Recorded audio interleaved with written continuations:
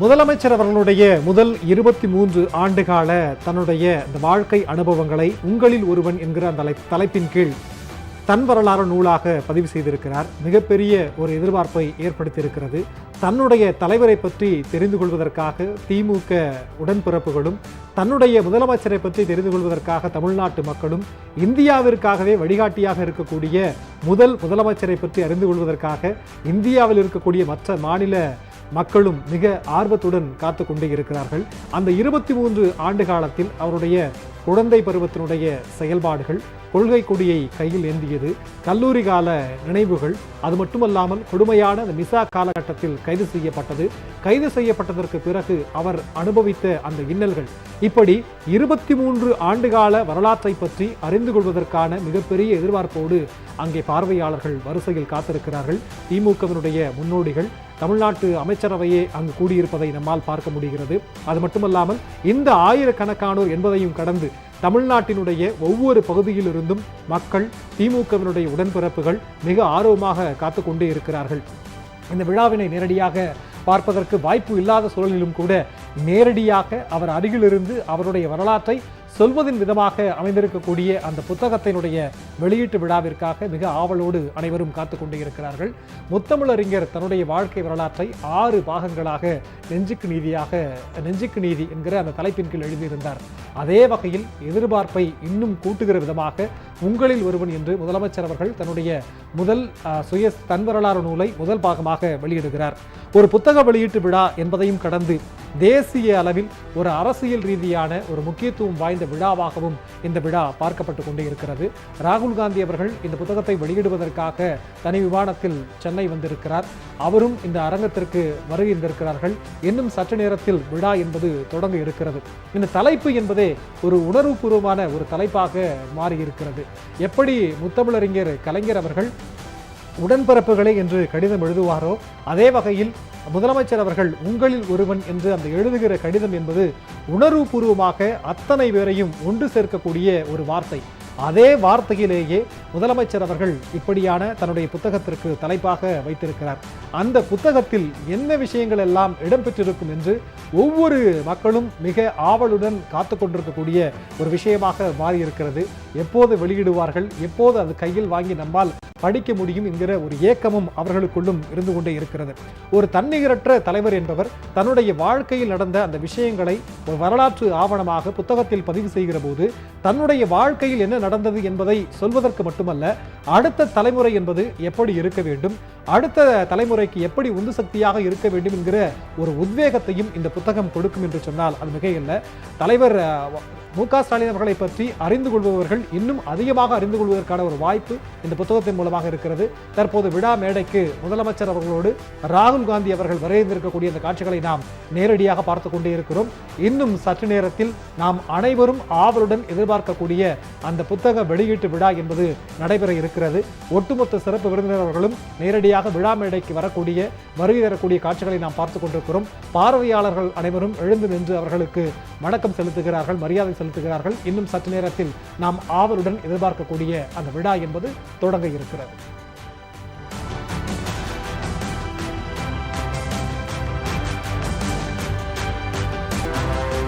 எழுத்தை ஆண்டது மூக்க என்ற 2 எழுத்து.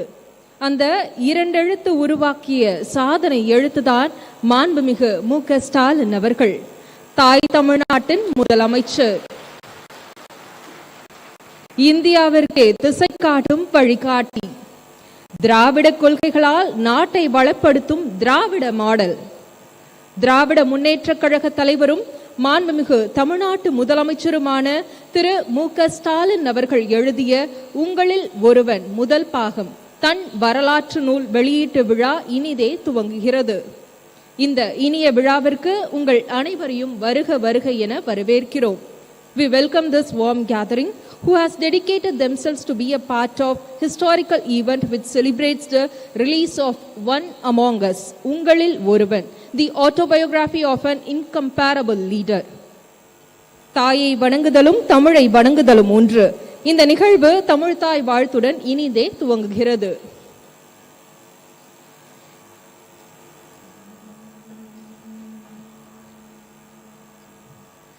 நீராறு கடலுடுத்த நிலமடந்தை கெழிலொழுகும் சீராரும் வதனமென திகழ்பரத கண்டமிதில் தெக்கணமும் அதிர் சிறந்த திராவிடனல் திருநாடும் தக்க சிறு பிறைநுதலும் தரித்தனரும் திலகமுமே அத்திலக வாசனை போல் அனைத்துலகும் இன்பமுற எத்திசையும் புகழ் வணக்க இருந்த பெரும் தமிழனகே தமிழனகே உன் சீரிழமை திரும்பியந்த செயல் மறந்த வாழ்த்ததுமே வாழ்த்ததுமே வாழ்த்ததுமே. தமிழ்நாடு அரசு இசைக்கல்லூரி மாணவிகளுக்கு மனமார்ந்த நன்றிகள். இருந்த இடத்திலிருந்தே இந்தியாவின் அடுத்த கட்டத்தை முடிவு செய்த முத்தமிழறிஞர் கலைஞரின் மகன் ஒட்டுமொத்த இந்தியாவையும் தன்னை திரும்பி பார்க்க வைத்துள்ளார். நம் தலைவருக்காய் இங்கு குழுமி உள்ள அகில இந்திய தலைவர்கள் முதல் கடைக்கோடி தொண்டர்கள் வரை அனைவரையும் வரவேற்க இவரே பொருத்தமானவர். கழகத்தின் மகளிர் அணி செயலாளரும் நாடாளுமன்றத்தில் நிமிர்ந்து நின்று ஒலிக்கும் நாடாளுமன்ற திமுக குழு துணைத் தலைவருமான திருமிகு கனிமொழி கருணாநிதி அவர்களை வரவேற்புரையாற்ற அன்புடன் அழைக்கிறோம். We welcome Thirumigu Kanimozhi Karunanidhi MP, the one who voiced out for South in Parliament, to address the gathering and deliver welcome address. கொடையளி செங்கோல் குடியோம்பல் நான்கும் உடையனாம் வேந்தற்கு ஒளி என்கிறது குறள். கொடை, கருணை, நீதி தவறாமை, மக்களை பாதுகாத்தல், இவை நான்கும் உடைய அரசன் வேந்தர்களுக்கு ஒளி போன்றவன். அப்படி ஒரு தலைவராக, முதலமைச்சராக தமிழகத்தை முன்னடத்தும் கழகத் தலைவர் அண்ணன் தளபதி அவர்களே, சுயமரியாதை, சமூக நீதி, மாநில சுயாட்சி, மத நல்லிணக்கம், மாநில அடையாளம், மொழி உரிமை என்று பேசும் தலைவர், திராவிட இயக்கத்தின் குரலாக ஒலிக்கும் தேசிய தலைவர் திரு ராகுல் காந்தி அவர்கள். பாஜகவின் தலைமையிலான ஒன்றிய அரசு இரண்டு இந்தியாக்களை உருவாக்குகிறது. ஒன்று பணக்காரர்களின் இந்தியா, இன்னொன்று ஏழைகளை ஏழைகளாகவே வைத்திருக்கும் இந்தியா என்று பாராளுமன்றத்தில் முழங்கிய நவீன இந்தியாவின் நம்பிக்கை குரல். A man who loves to learn, a global citizen, national leader and a Tamil at heart. This is as good as it can get. Happy to welcome through Rahul Gandhi. காழ்ப்பு, மத உணர்வுகள், பெண் அடிமைத்தனம் என்று எதிரிகள் எதை கொண்டு வந்து விதைத்தாலும் அதை சமூக நீதி, வளர்ச்சி, பாசாங்கற்ற எளிமை, யதார்த்தம் என்ற ஒளி கதிர்களால் வீழ்த்தி கேரள மாநிலத்தில் இரண்டாம் முறையாக ஆட்சி பீடத்தில் அமர்ந்திருக்கும் முதல்வர் பினராயி விஜயன் அவர்கள். பெரியாரின் அனைத்து சாதியினரும் அர்ச்சகராகலாம் என்ற கனவை கேரளத்திலும் நிஜமாக்கிய முதல்வர். சபரிமலை சர்ச்சையிலே கொஞ்சமும் விட்டு கொடுக்காத தலைவர். கேரள முதல்வர் அவர்களை வரவேற்பதில் பெருமை அடைகிறேன். தலைவர் கலைஞரின் நண்பர், காஷ்மீரத்தின் சிங்கம் ஷேக் அப்துல்லா அவர்களின் பேரன், தலைவரின் அன்புக்குரிய மரியாதைக்குரிய ஃபரூக் அப்துல்லா அவர்களின் மகன், முன்னாள் முதல்வர் உமர் அப்துல்லா.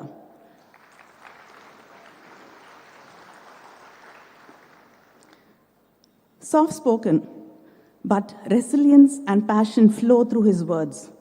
ஒன்றிய அரசு தந்தை மகன் இருவரையும் கைது செய்த போது அதை எதிர்த்து சற்றும் தாமதிக்காமல் குரல் கொடுத்து கண்டித்த முதல்வர் நம்முடைய முதல்வர் தளபதி அவர்கள்.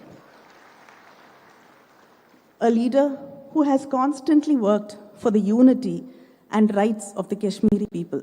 He has a vision. It is never about electoral politics, but peace and development. I'm glad to welcome Thiru Umar Abdullah to the book launch. எப்போது சந்திக்க வாய்த்தாலும் என்னுடைய தலைவர் கலைஞர் எப்படி இருக்கிறார்? அவர் உங்களுக்கு மட்டும் தலைவர் இல்லை, எங்களுக்கும் சேர்த்துத்தான் என்று அன்போடு சொல்லும் மரியாதைக்குரிய பெரியவர் லாலு பிரசாத் யாதவ் அவர்களின் மகன் தேஜஸ்வி யாதவ். அவர்கள் துணை முதல்வராக முத்திரை பதித்தவர். மதவாத சக்திகளை எதிர்க்கும் பிற்படுத்தப்பட்ட மக்களின் இளம் தலைவர், பிரபலமான கிரிக்கெட் வீரர். Cricket's loss is the nation's gain. Even before the Tamil Nadu Assembly election results were out, he confidently tweeted his congratulations to our leader. Happy to welcome Thiru Tejasvi Yadav, son of Bihar. தலைவர் கலைஞரின் பட்டறையிலே கூர்த்தீட்டப்பட்ட ஆயுதம் இன்று தளபதியின் உற்ற துணையாக என்ன தவம் செய்தனையோ உன்னோடு பணியாற்ற என்று அவரை அணைத்து பாராட்டி உரம் கொடுக்கும் கழகத்தின் பொதுச் செயலாளர்.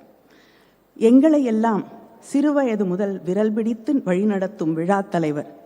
தலைவர் கலைஞரின் எத்தனையோ புத்தக நிகழ்ச்சிகளில் பங்கேற்று உரையாற்றியவர். இன்று அண்ணன் தளபதியின் புத்தக மேடையில் அவரை வாழ்த்துகிறார்.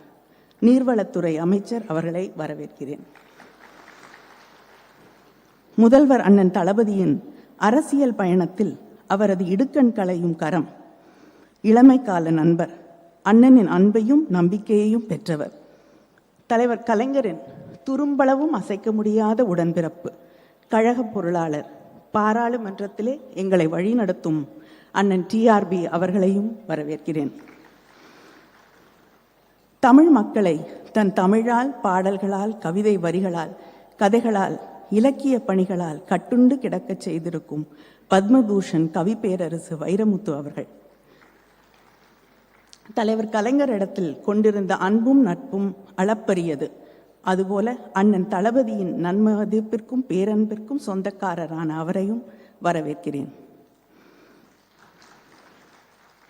சுயமரியாதைக்காரர், பெரியாரியவாதி, தமிழ் திரையுலகில் பகுத்தறிவு கருத்துக்களை பேசும் சிந்தனையாளர், நம் கண்முன்னால் ஐயா தந்தை பெரியாரை கொண்டு வந்து நிறுத்தியவர் நடிகர் சத்யராஜ் அவர்களை வரவேற்பதில் பெருமகிழ்ச்சி. இளைஞரணி செயலாளர், சட்டமன்ற உறுப்பினர் உதயநிதி அவர்களை வரவேற்கிறேன். தொடர்ந்து நீட் ஒழிப்பிற்காக குரல் கொடுத்து களமாடக்கூடிய அவரது நெஞ்சுக்கு நீதியிலும் அந்த குரல் தொடர்ந்து ஒலிக்கட்டும். புத்தகத்தை அழகாக வடிவமைத்து பதிப்பித்திருக்கிற பூம்புகார் பதிப்பகத்தின் ராஜா சுந்தர் சிங் மற்றும் சாம் பிரசாத் அவர்களையும் நன்றியுடன் வரவேற்கிறேன். உள்ளாட்சியிலும் முதல்வர் தளபதியின் நல்லாட்சியை மலரச் செய்திருக்கும் கழகத்தின் செயல் வீரர்கள், அமைச்சர்கள், மாவட்ட கழக செயலாளர்கள், சார்பு அணிகளின் அமைப்பாளர்கள், நாடாளுமன்ற சட்டமன்ற உறுப்பினர்கள், நகர ஒன்றிய செயலாளர்கள், நிர்வாகிகள், சகோதர சகோதரிகள் அனைவரையும் பெருமையோடு இந்த நிகழ்ச்சிக்கு வரவேற்கிறேன். பதவியேற்று 9 மாதங்களில் நாடு புகழும், மக்கள் கொண்டாடும் முதலமைச்சராக, அதே நேரத்தில் உங்களில் நானும் ஒருவன் என்று மக்களின் உணர்வுகளை மதிக்கும் தலைவராக, அவர்கள் கேட்கும் முன்பே மக்களின் தேவையறிந்து செயலாற்றும் தளபதி அவர்கள் இன்று தன் சுயசரிதையின் முதல் பாகத்தை வெளியிடுகிறார். எப்படி தலைவர் கலைஞரின் நெஞ்சுக்கு நீதி ஒரு தலைமுறையின் அரசியல் பதிவாக இருந்ததோ அதுபோலவே இதுவும் தான் சுவாசித்த அரசியல் காற்றை இந்த புத்தகத்தின் வழியே உங்களில் ஒரு இளைஞராக நம்முடைய தளபதி அவர்கள் பகிர்ந்து கொள்கிறார்கள். அந்த புத்தகத்தின் மொழி நடையும் ஒரு இளைஞனின் துள்ளலோடு தன்னை சுற்றியுள்ள அரசியல் ஆசான்களை உள்வாங்கும் ஆச்சரியத்தோடு எழுதப்பட்டிருக்கிறது. தான் சந்தித்த மனிதர்கள், தலைவர்கள் தொடங்கி தலைவரின் செயலாளர் அண்ணன் சண்முகநாதன், செயல்மணி வரை அவர் யாரையும் மறக்கவில்லை. மிசா கைதியாக சிறை செல்லும் வரை நீளும் இந்த புத்தகம் ஒரு அரசியல் ஆவணம். அதே நேரத்தில் தன்னை செதுக்கிக் கொண்ட ஒரு சிற்பியின் கதை. அரசியல் மேடையாகட்டும், மனிதர்களாகட்டும், எல்லாவற்றிலிருந்தும் தான் கற்றுக்கொண்ட பாடங்களை அவர் நம்மோடு இந்த புத்தகத்தின் வழியாக பகிர்ந்து கொள்கிறார். வாழ்க்கையிலிருந்து கற்றுக்கொள்பவனே தலைவனாகிறான். ஒவ்வொரு பக்கத்திலும் தலைவர் கலைஞரை பற்றிய புதிய செய்திகள், நாமும் புத்தகத்தில் ஒருவராகி விடுகிறோம். ஆயிரம் ஆயிரம் கண்கள் இருக்கும் இந்த அரங்கில் இதையெல்லாம் பார்த்து பெரிதுவக்கும் 2 கண்களை தேடுகிறேன். உங்களை வாரி அணைத்து உச்சி முகர்ந்து வாழ்க உன் பணி ஸ்டாலின் என்று கரகரத்த குரலில் கொஞ்சும் அப்பாவை தேடுகிறேன். அவர் இல்லை, ஆனால் இங்கிருக்கும் அவரது உடன்பிறப்புகள் அனைவரது முகத்திலும்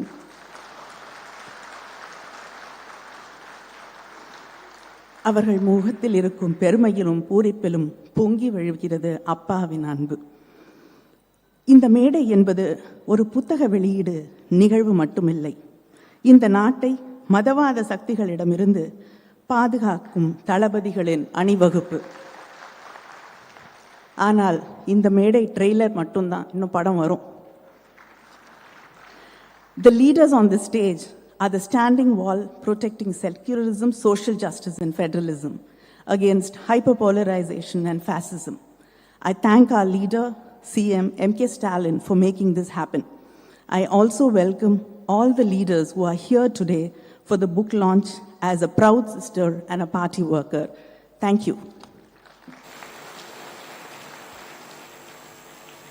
நிகழ்ச்சி மிக்க இந்த தருணத்தில் விழாவில் பங்கேற்றுள்ள விருந்தினர்களுக்கு விழா குழுவின் சார்பில் சிறப்பு செய்ய திராவிட முன்னேற்றக் கழகத்தின் இளைஞரணி செயலாளரும் சட்டமன்ற உறுப்பினருமான திரு உதயநிதி ஸ்டாலின் அவர்களை அன்புடன் அழைக்கிறோம்.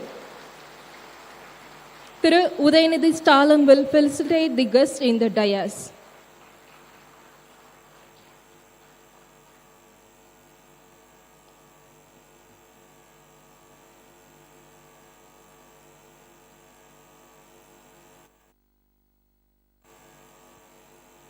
திரு உதயநிதி ஸ்டாலின் will felicitate திரு ராகுல் Gandhi MP, Indian National Congress.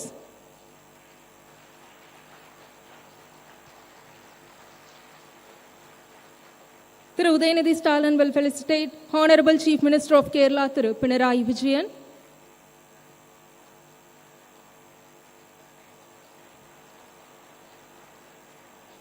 Thiru Udhayanidhi Stalin will felicitate Jammu Kashmir's former Chief Minister Thiru Omar Abdullah.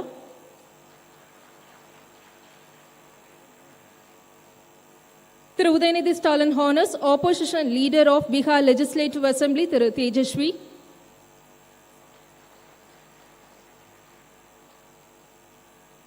மாண்புமிகு அமைச்சர் திரு துரைமுருகன் அவர்களுக்கு உதயநிதி ஸ்டாலின் அவர்கள் சிறப்பு செய்கிறார்.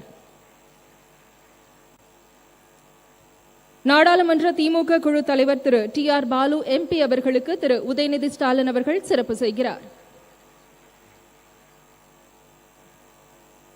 கவி பேரரசு திரு வைரமுத்து அவர்களுக்கு சிறப்பு செய்யப்படுகிறது.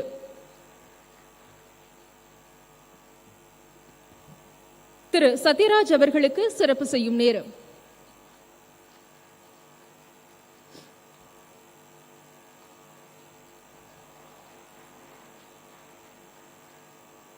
திருமிகு கனிமொழி கருணாநிதி அவர்களுக்கு சிறப்பு செய்யப்படுகிறது. பூம்புகார் பதிப்பக உரிமையாளர்கள் திரு ராஜா சுந்தர் சிங் மற்றும் திரு ஷாம் பிரசாத் அவர்களுக்கு சிறப்பு செய்யும் தருணம்.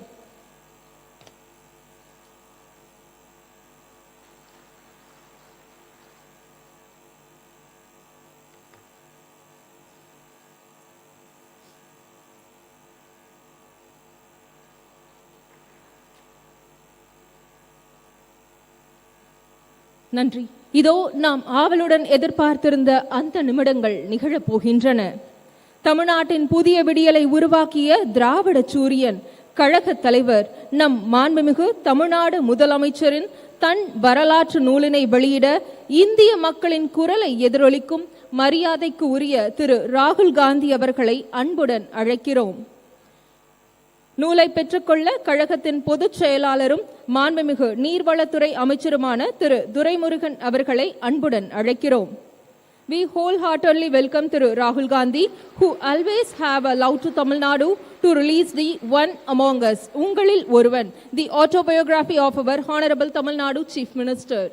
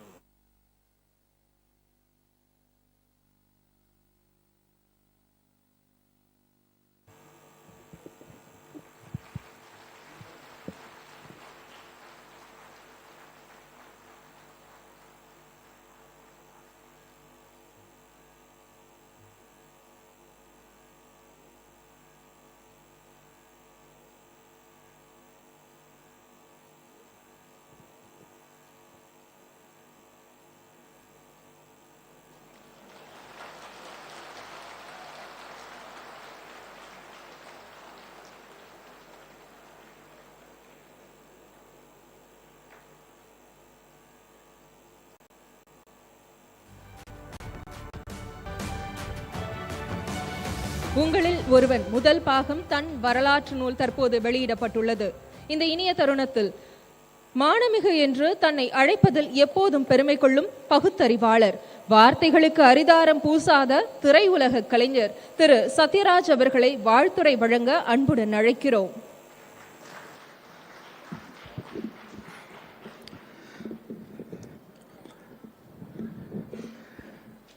தலைமை தாங்கும் மாண்புமிகு அமைச்சர் அண்ணன் துரைமுருகன் அவர்களே, மாண்புமிகு அமைச்சர் முன்னிலை வகிக்கும் அண்ணன், வயசு இது கரெக்டாக தெரியல, இருந்தாலும் அண்ணன் கூப்பிட்டேன், வயசு கம்மியாக இருந்தால் தப்பாக நினச்சிக்காதீங்க. அண்ணன் டிஆர் பால் அவர்களே, மரியாதைக்குரிய காங்கிரஸ் கட்சியின் தலைவர் ராகுல்ஜி அவர்களே, I want to say few words in English. My English is very bad, even though I want to appreciate Rahulji because he gave a tremendous voice for our Tamil people in Parliament. He simply roared like a lion. Uday, correct? Thank you. Because once a person who read Periyar's social justice and Karl Marx's economical justice, he becomes a real human being. Because basically we are all biologically Homo sapiens, that's all. If we want to become a human being, we need humanity in our heart. That will come only if you read Periyar's social justice and Karl Marx's economic justice. Dear Rahulji, in our Dravidian model, especially in Dravida Munnetra Kalagam, we used to call everybody Anna Thambi. So I want to call you my Thambi. Thambi Rahulji, Anna Stalin, Thambi Rahul. That's all. Because this is our Dravidian model culture. I think what I said you understand, I think. This is okay, fine. I am very happy. மரியாதைக்குரிய Kerala CM Pinarayi Vijayan சொல்றதை விட comrade தோழர் பினராயி விஜயன் அவர்கள், நான் ஒரு 4 வருஷத்துக்கு முன்னாடி அங்க நிறைய கேள்வி கேட்டாங்க. கேள்வி கேட்டு எங்க சிஎம் பினராயி விஜயனை பத்தி என்ன நினைக்கிறேன்னு கேட்டாங்க. நான் சொல்றது 4 வருஷத்துக்கு முன்னாடி, அதான் மைண்ட்ல வச்சுங்க. கிடைக்கலையேன்னு ரொம்ப ஆதங்கமா இருக்குது அப்படின்னு எல்லாரும் ரொம்ப அப்ரிஷியேட் பண்ணாங்க. பிடிக்காதவங்க எப்படி 4 பேர் இருப்பாங்கல்ல, அவங்க அப்படின்னா பினராயி விஜயனை நீங்க பேசாம தமிழ்நாட்டுக்கு கூப்பிட்டு போயிருங்களேன் அப்படின்னா, ஐயோ அவரை தமிழ்நாட்டுக்கு கூப்பிட்டு போயிட்டு இப்படி ஒரு சிஎம் உங்களுக்கு கிடைக்க மாட்டாரே, நீங்க என்ன பண்ணுவீங்க, இதை விட பெஸ்ட் சிஎம் கேரளா கிடைக்காத, நாங்க தமிழ்நாட்டுக்கு கூப்பிட்டு போயிட்டோம். இப்ப தேவையில்லை, நம்ம தளபதி இருக்காரு. போட்டி யாரு சிறந்த முதலமைச்சர் அப்படிங்கிறதுல போட்டி போடுற அளவுக்கு இன்னைக்கு ஒரு சிஎம் நம்மளுக்கு அமைஞ்சிருக்காரு. அது ரொம்ப ரொம்ப மகிழ்ச்சியா இருக்கு. அதே மாதிரி தேஜஸ்வி யாதவ் அவர்கள், பீகார், 32 வயசு தான் ஆகுது. Single largest party in Bihar அவர் தான் அப்படின்னு கேள்விப்பட்டேன். 100 பிரபலமானவர்கள் இந்தியாவில் அவர் இருக்காரு, தேஜஸ்வி யாதவ் இருக்காரு. கிரிக்கெட் பிளேயர்னு கேள்விப்பட்டேன். Sir, you are a cricket player, so next election only sixer and boundary. Done. Okay. தென் மரியாதைக்குரிய உமர் அப்துல்லா அவர்கள், ஒரு போராட்ட குணம், காஷ்மீர்லேருந்து வந்தாலே அந்த சுயமரியாதை, தன்மானம், போராட்ட குணம் எல்லாம் அவங்களுக்குள்ள இருக்கும். அப்படிப்பட்ட இடத்துல இருக்கிற வந்த உமர் அப்துல்லா அவர்களை நான் வரவேற்கிறேன். கவிப்பேரரசு வைரமுத்து அவர்கள், நல்ல வேலை என்ன முதல்ல இல்லாட்டி அவர் எல்லாம் நல்ல பாயிண்ட் பேசிட்டாருன்னு நான் எழுதி அவ்வளவு அருமையா பேசுற அவர்கள், இப்படிப்பட்ட ஒரு அற்புதமான தோழர் கனிமொழி அவர்கள், இப்படிப்பட்ட ஒரு அற்புதமான மேடையில் நானும் அமர்ந்திருப்பது எனக்கு மிகவும் பெருமையாக இருக்கிறது. தளபதி அவர்கள் இந்த உங்களில் ஒருவன் புத்தகத்தை என்கிட்ட கொடுத்து படிக்க சொன்னார். பொதுவாக நான் கொஞ்சம் படிக்காமையே ஓபி அடிச்சிருவேன். ஆனால் அதை படிக்க ஆரம்பிச்சேன்னா முதல் பக்கம் படித்தோடனே அவ்வளோ இன்ட்ரெஸ்டிங்காக இருந்தது. சரி, நம்ம குறிப்பெழுத வச்சுட்டு நல்லா பெரிய பெரிய தலைவர்கள்லாம் வர்றாங்க, இந்தியா ஒன்றிய முழுக்க இருந்து நம்ம ஒழுங்காக பேசணுன்ட்டு குறிப்பெழுத ஆரம்பித்தா அது போயிட்டே இருக்குது. பக்கத்துக்கு பக்கம் நான் ரவுண்டு போடுறேன், டிக் பண்ணுறேன், ரவுண்டு போடுறேன், டிக் பண்ணுறேன், அது பாட்டுக்கு வளர்ந்துக்கிட்டே இருக்குது. அதனால் என்னுடைய ஆர்வத்தின் காரணமாக பேசிகிட்டே இருந்தேன்னா டைம் ஆச்சுன்னா யாராச்சும் வந்து பின்னாடி சட்டையை பிடிச்சி எடுத்துருங்க, போதுப்பா உட்காரு, நிறையா பேர் பேச வேண்டியிருக்குன்னு சொல்லிடலாம். ஏன்னா அந்த அளவுக்கு இன்ட்ரெஸ்டிங்கான விஷயம் இருக்குது. ஓப்பனிங் அந்த சொன்னார் பாருங்க, முத்துவேல் கருணாநிதி ஸ்டாலின் ஆகிய நான், அங்கே வந்து தலைவர் கலைஞருடைய முகம் தெரிஞ்சுன்னு சொன்னார். எவ்வளோ ஒரு டச்சிங்கான மூமெண்ட்டு. அப்படி ஒரு தலைவர் வந்து அமையவே மாட்டார். எனக்கு இன்னும் சொல்ல போனால் நம்ம இப்போ முதல்வர் ஸ்டாலின் அவர்களோட எனக்கு கலைஞர் கூட தான் நெருக்கமான பழக்கம். ஏன்னா 2 படம் அவர் வசனத்தில் நடிச்சிருந்தேன், பாலைவன ரோஜாக்கள், மண்ணின் மைத்தன், செல்வம் சார் இருக்காரு. அப்படி ஒரு, அதாவது எப்பவுமே ஒரு குறிப்பிட்ட வயசு வரைக்கும் அப்பாவை வந்து பசங்க கிரேட்டாக நினைப்பாங்க. அப்புறம் ஒரு குறிப்பிட்ட வயசுக்கு அப்புறம் நம்ம அப்பா இப்படி பண்ணியிருக்கலாம், அப்படி பண்ணிக்கலாம் அப்படின்னு சொல்லிட்டு குற்றம் காண ஆரம்பிச்சிருவாங்க. ஆனால் கடைசி வரைக்கும் அவருடைய தந்தை ஒரு தலைவனாகவே இருந்திருக்கிறார். தந்தை ஒரு தலைவன், நல்ல டைட்டில் இல்லை படத்துக்கு கூட, தந்தை ஒரு தலைவன். அதே ஒவ்வொரு நினைவு அவர் எழுதும் போது அதில் என்னால் கனெக்ட் பண்ணிக்க முடியுது. பராசக்தி ரிலீஸ் ஆனப்போ நடிகர் தலம் சிவாஜி அவர்கள் பேர் வந்து அதில் குணசேகரன் தான். ஊருக்கு ஊர் ஒரு குணசேகரன் இருந்தாங்க அப்படின்னு சொல்லுவாங்க. பிரபு சார் வந்திருக்காரு, அந்த குணசேகரன்களில் நானும் ஒருவன். 1952 தான் பராசக்தி படம் வந்தது. ஆனால் பராசக்தி படத்தை நான் 1970 தான் பார்க்குற வாய்ப்பு கிடைச்சது. ஏன்னா நான் பிறந்தது 1954. இடையில அந்த படத்தை ஒரு 8 வருஷம் தடை பண்ணிட்டாங்கன்னு நினைக்கிறேன். அதுக்கப்புறம் வந்து அந்த படம் 100 நாள் ஓடிச்சு. அதனுடைய வசனம் எல்லாம் வந்து ஒரு ரெக்கார்டை மனப்பாடம் பண்ணி, காண வந்த தங்கையை கண்டேன் கண்ணற்ற ஓவியமாக ஆம் கைம்பண்ணாக அப்படின்னு வசனம் பேசி, அதாவது பராசக்தி வசனத்தை மனப்பாடமாக பேசி காட்டுறது வந்து அது ஒரு ரொம்ப பெருமைக்குரிய விஷயம். ஸ்டூடெண்ட்ஸுக்கு நடுவில் பேசி காட்டுறதுங்க வந்து அவ்வளோ ஒரு நல்ல விஷயம். அப்படி சிஎம் பிறந்ததே 53 தான், 53 தான் பிறந்திருக்காரு. நல்ல இனிமையான நினைவுகள் எழுதியிருக்காரு பாருங்க. முதல்ல வந்து கலைஞர் அவருக்கு பெரியாருடைய பெயரையும் அண்ணாவுடைய பெயரையும் சேர்ந்து ஐயா துரைன்னு வைக்கணும்னு ஆசைப்பட்டிருக்காரு. ஆனால் அவர் பிறந்தப்போ கரெக்டாக இப்போ ரஷ்யாவில் புரட்சி பெரிய அளவில் நடந்துட்டு இருக்கும்போது ஸ்டாலின் அவர்களுக்கு பெயர் வைக்கணும் அப்படின்னு சொல்லிட்டு ஸ்டாலின் பேர் வச்சிருக்காரு. 5 மாத குழந்தையா இருக்கையில் கொண்டு போய் கலைஞர் அவர்கள் சிறையில் இருந்திருக்காங்க. சிறையில் கொண்டு போய் 5 மாத குழந்தையா இருக்கையில் காட்டியிருக்காரு ஒருத்தர்.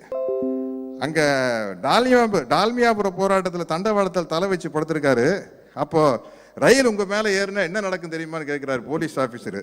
அவர் கலைஞர் பதில் சொல்றாரு, ரயில் எங்கள் மீது ஏறினால் உடையும் எலும்பு சத்தம் டெல்லிக்கு கேட்கும் அப்படிங்கிறாரு. என்ன தைரியங்க! ரியல் ஹீரோ இன் லைஃப்னா அது வந்து கலைஞர் தான். 6 மாத கடுங்காவல் என்று கவலைப்படாமல் அங்க ஜெயில போய் பகுத்தறிவை பரப்பியிருக்காரு. உள்ள ஜெயிலில் இருக்கும்போது 6 மாத கடுங்காவல்னு கவலைப்படாம பட்டிமன்றம், பேச்சு போட்டி, நாடகம், சிறையை சீர்திருத்தம் செய்வது கடமை தவறாத மாவீரர் அப்படி இருந்திருக்காரு. அதாவது சிறைச்சாலையும் ஒண்ணுதான், சட்டசபையும் ஒண்ணுதான். அவரை பொறுத்த வரைக்கும் எதுக்குமே ஒரு தயங்காத ஒரு மனுஷன் தான் வந்து தலைவர் கலைஞர் அவர்கள் தான். இந்த உங்களில் ஒருவன் படுக்கையில் நான் வந்து இவர் என்ன சகோதரர் ஸ்டாலின் அவர்கள் அவர் வரலாறு எழுதுறாரா, தலைவர் கலைஞருடைய வரலாறு எழுதுறாரான்னு சந்தேகம் வர்ற அளவுக்கு கலைஞரை பற்றியே எழுதிக்கிட்டு வர்றாரு. பின்னாடி வந்து தான் அவரது உள்ள வருது. ஏன்னா அப்படிப்பட்ட ஒரு தியாக தலைவனுக்கு மகனாக பிறந்து, அது எனக்கு இன்னொன்று ரொம்ப பிடிச்ச விஷயம். அஞ்சுகம் அம்மையார் வந்து அவர் வந்து ஸ்டாலின் வராதாமா, தாலின் தான் கூப்பிடுவார். பொதுவாக வந்து நம்ம ஊர் பெரியவங்களுக்கு வந்து இந்த இஸ்ஸு வராது, ஜா ஷா ஹா இஸ்ஸு அதெல்லாம் வராது. அதனால் ஸ்டாலின்னு கூப்பிட மாட்டாங்க. அது வந்து படிக்கிறதுக்கே ரொம்ப விறுவிறுப்பாக இருக்குது. ஒரு ட்ரையாக இல்லாமல் ரொம்ப கலகலப்பாக படிக்க சிரிக்க முடியுது, உணர்ச்சி வசப்பட முடியுது, ரசிக்க முடியுது. அப்புறம் நான் வந்து திருக்குவளை வீட்டை பற்றி எழுதியிருக்காங்க, ரத்தத்தாலும் உணர்வாலும் கட்டப்பட்டது அப்படின்னு. நிச்சயமாக நான் அந்த பக்கம் போகும்போது அந்த திருக்குவளை அந்த வீட்டை போய் நான் பார்க்கணுன்னு ஆசைப்படுறேன். ஏன்னா அவ்வளவு உணர்ச்சி பொங்க அந்த வீட்டை பற்றி எழுதியிருக்காங்க. அப்போவுமே நம்ம நேட்டிவ் பிளேஸில் இருக்கிற ஒரு வீட்டு மேலே நம்மளுக்கு அப்படி ஒரு பாசம் இருக்கும். அதே மாதிரி தாத்தா முத்துவேல் அவர்களை பற்றி எழுதியிருக்காங்க. புலவர், பாடுவார், வைத்தியம் தெரியும், விவசாய வேலை தெரியும், சமஸ்கிருதம் நல்லா தெரியும்னு எழுதியிருக்காங்க. பேசாமல் அவர் மெடிக்கல் காலேஜில் சேர்ந்து டாக்டர் ஆகிருக்கலாம். ஏன்னா அப்போல்லாம் மெடிக்கல் காலேஜில் சேர்றதுக்கு வந்து சமஸ்கிருதம் தெரிஞ்சால் தான் சேர முறைன்னு ஒரு ஐட்டம் வச்சுருக்காங்க. ஏன்? அதுக்கு தான். மெடிக்கல் காலேஜுக்கு சமஸ்கிருதத்துக்கு என்ன சம்பந்தம்? ஆனால் சமஸ்கிருதம் தெரிஞ்சால் தான் மெடிக்கல் காலேஜில் சேர முடியுமாமா. ஏன் அப்படின்னா நம்மெல்லாம் யாரும் சேரக்கூடாது. சிம்பிளாக தான். எவ்வளவு நேக்கா அடிக்கிறாங்க பாருங்க. அதை அடித்து உடைச்சது வந்து நீதி கட்சி, ஜஸ்டிஸ் பார்ட்டி ஆட்சிக்கு வந்ததுக்கு அப்புறம் தான் சமஸ்கிருதம் மெடிக்கல் காலேஜ் மருத்துவ படிப்புக்கு சமஸ்கிருதம் தேவையில்லைங்கிற சொல்லி அதை தூக்குனது வந்து அதுதான். இப்படிப்பட்ட வரலாறுகள் வந்து இருந்த ஒரு மாபெரும் இயக்கம் இது. அதே மாதிரி கோபாலபுரம் வீட்டை பற்றி எழுதியிருக்காங்க. நிரந்தர அரசபை, திராவிட இயக்கத்தின் திருச்சபை, திரையுலக கலைஞர்களுக்கு கலைச்சபை. அந்த கலைச்சபையிலே நானும் ஒரு அங்கத்தினர். என்ன பாலைவன ரோஜாக்கள் வந்து செல்வம் சார் இருக்காரு. ஆல்மோஸ்ட் நம்ம கோபாலபுரத்தில் தான் சுற்றி அவர் ஐயா மாறன் அவர்களுடைய வீடு தான் என் வீடு. என் வீடு எல்லாம் கலைஞர் வீட்டு கார் ஷெட்லேருந்து எல்லாம் யூஸ் பண்ணிக்கிட்டோம். எல்லாம் வந்து மொத்த லொக்கேஷன் வந்து கோபாலபுரத்துலேயே சுற்றி எடுத்து அது ஒரு பசுமையான நினைவு. அப்படிப்பட்ட ஒரு படத்தில் நடிக்கிற வாய்ப்பு கிடைச்சது. அதே மாதிரி கலைஞர் திருமணத்தை பற்றி எழுதியிருக்காங்க. அது தயாளம்மாவுக்கு அவருக்கு திருமணம் நடந்துட்டு இருக்குது. அந்த வழியாக இந்திய எதிர்ப்பு ஊர்வலம் போயிருக்கு. ஒரு தலைமை இப்படியெல்லாமல் அங்கே இருக்க முடியும்? கல்யாணத்துலேருந்து அப்படியே கிளம்பி இந்திய எதிர்ப்பு ஊர்வலத்தில் கலந்துக்கிட்டு போயிட்டார். இதெல்லாம் நீங்கள் புத்தகம் படிக்கல தெரியும். அங்கே போனால் இங்கே வந்து திருமண வீட்டில் வந்து மங்கள இசை வாசிச்சுட்டு இருக்கிறாங்க. அங்கே போய் தலைவர் கலைஞர் வந்து பெரியார் வாழ்க, தமிழ் வாழ்க, இந்தி வீழ்கன்னு அங்கே போய் சவுண்ட் விட்டு இருந்திருக்காரு. அதுக்கப்புறம் வந்து ஜாயின் பண்ணிக்கிறாரு. ரஷ்யாவில் ஸ்டாலின் ஆட்சி காலத்தில் வந்து ரஷ்யாவில் இருக்கிற ஸ்டாலினுக்கு நம்ம ஸ்டாலினுக்கு ஒரு கொத்துமை பாருங்க. ரஷ்யாவில் ஸ்டாலின் ஆட்சி காலத்தில் ஆட்சியிலிருந்து மதம் விலக்கப்பட்டது. அந்த ஸ்டாலினும் அப்படித்தான் இருந்திருக்காரு, இந்த ஸ்டாலினும் அப்படித்தான் இருந்திருக்காரு. அவரும் ஒரு இரும்பு மனிதர், இவரும் ஒரு இரும்பு மனிதராக இருந்திருக்காரு. அவருடைய ஸ்டாலினுங்கிற பேருக்கு ஸ்கூலில் இடம் கிடைக்கலன்னு போட்டிருக்காரு. அந்த பேருக்கே இடம் கிடைக்கல. அதுக்காக பேரை மாற்றிக்க முடியாது, எனக்கு ஸ்கூலை வேணா மாற்றுங்கன்னு சொல்லியிருக்காங்க. அப்புறம் அந்த ஸ்கூலில் படிக்கிற காலத்திலேயே அந்த ஸ்கூல் வாசல் வரைக்கும் பஸ்ஸு போகிறதுக்கு ஏற்பாடு பண்ணியிருக்காரு.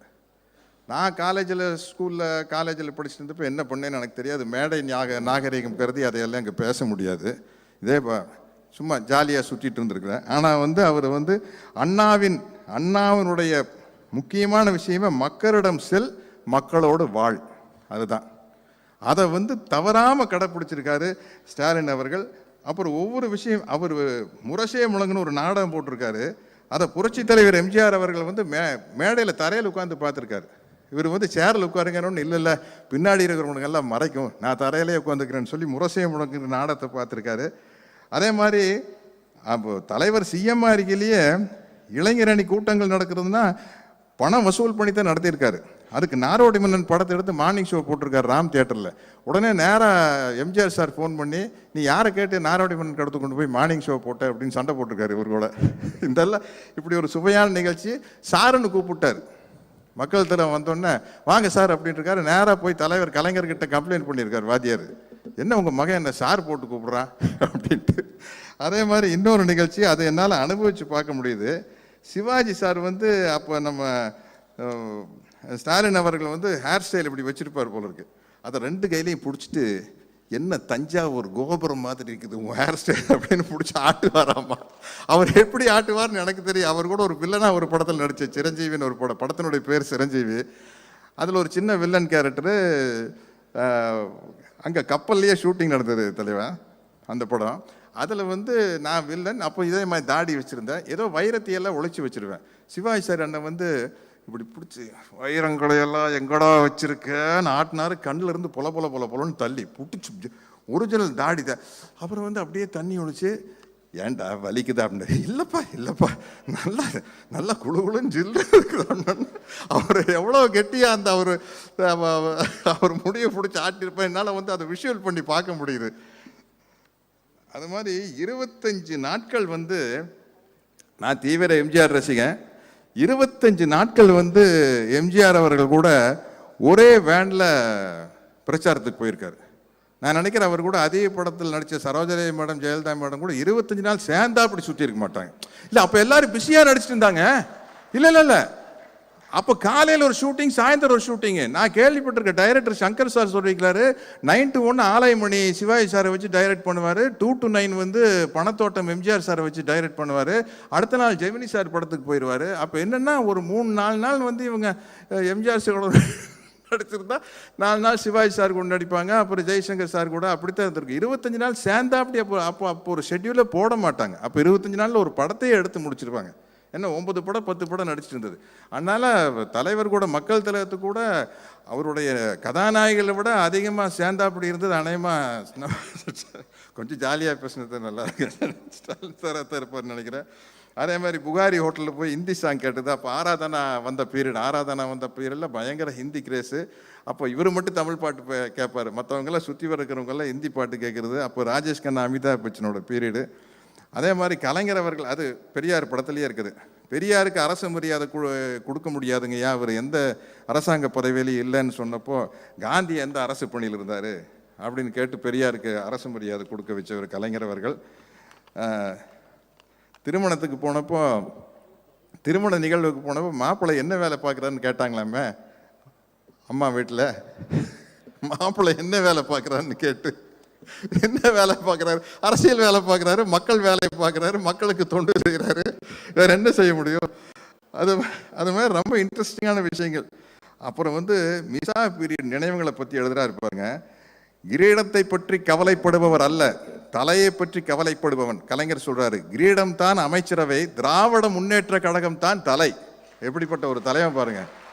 அமைச்சரவை ஒரு கிரீடம் தான், எந்த நேரத்தில் கழட்டி வச்சிடலாம். ஆனா திராவிட முன்னேற்ற கழகம் என்ற இயக்கம் தலை, அதுதான் முக்கியம். கிரீடம் தலை இருந்தால் தான் கிரீடம். அந்த அளவுக்கு ஒரு பற்று கொண்டவர். அப்புறம் மிசால யாரை கைது பண்ணுவாங்களோ அப்படின்னு ஒரு டென்ஷனான சூழ்நிலை இருந்துட்டு இருக்குது. ஐயா கலைஞர் அவர்களை கைது பண்ணுறாப்புங்கிற மாதிரி ஒரு விஷயங்கள் போயிட்டு இருக்கல. நேராக நம்ம தளபதி ஸ்டாலின் அவர்களை கைது செய்கிறாங்க. அப்போ சொல்கிறாரு பாருங்க, அதுதான் ஒரு தலைவன். ஒரு தலைவனே தொண்டனாக இருக்கிறதும் ஒரு தொண்டனே தலைவனாக இருக்கிறதும் அது கலைஞர் தான். தன் மகன் ஸ்டாலின் சிறைக்கு செல்கிறான் என்ற துளி வருத்தம் இல்லை. திமுகவின் தொண்டர்கள், அவர்கள் வீட்டு பிள்ளைகள் சிறை செல்வதை போல ஸ்டாலினும் செல்கிறான். That's all. அவ்வளவுதான்.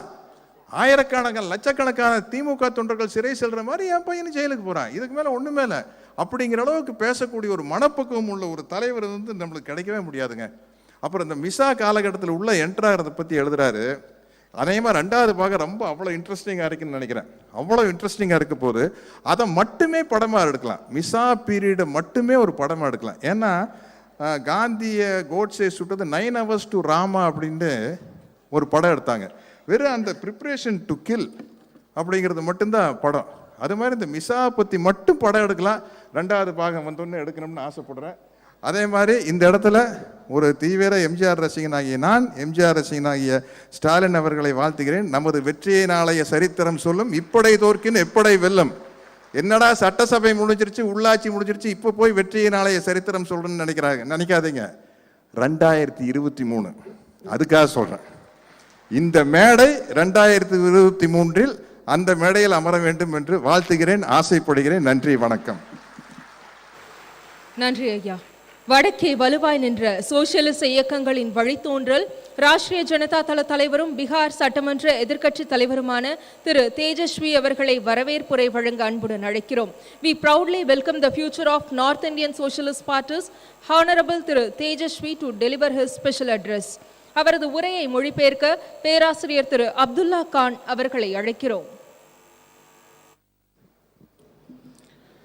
Respected Thiru M.K. Stalin, CM Tamil Nadu, respected Thiru Rahul Gandhi ji, respected Thiru Pinarayi Vijayan ji, Honorable CM of Kerala, respected Shri Omar Abdullah ji, former CM of Jammu and Kashmir, respected Thiru T.R. Balu ji, Member of Parliament, respected Thirumati Kanimoji Karunanidhi ji, Member of Parliament, respected Thiru Durai Murugan ji, respected Thiru Viramuttu ji, respected Thiru Satyaraj ji, media friends, brothers and sisters.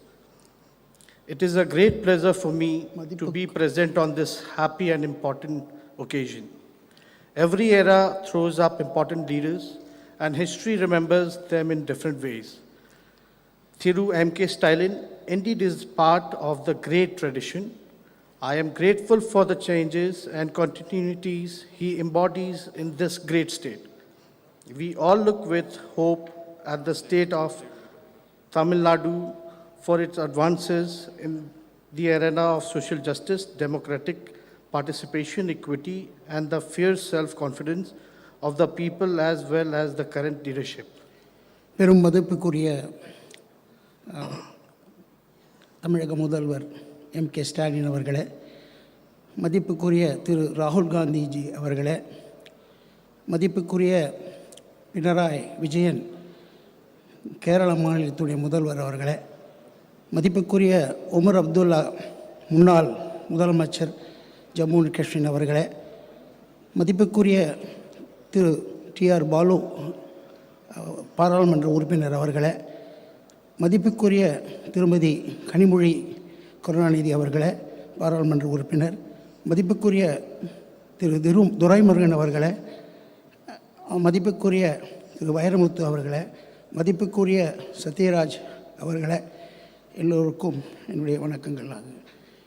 எனக்கு இனிமையாக இருக்கின்றது இந்த நேரத்தில் இந்த காலகட்டத்தில் இங்கே இருப்பதற்காக.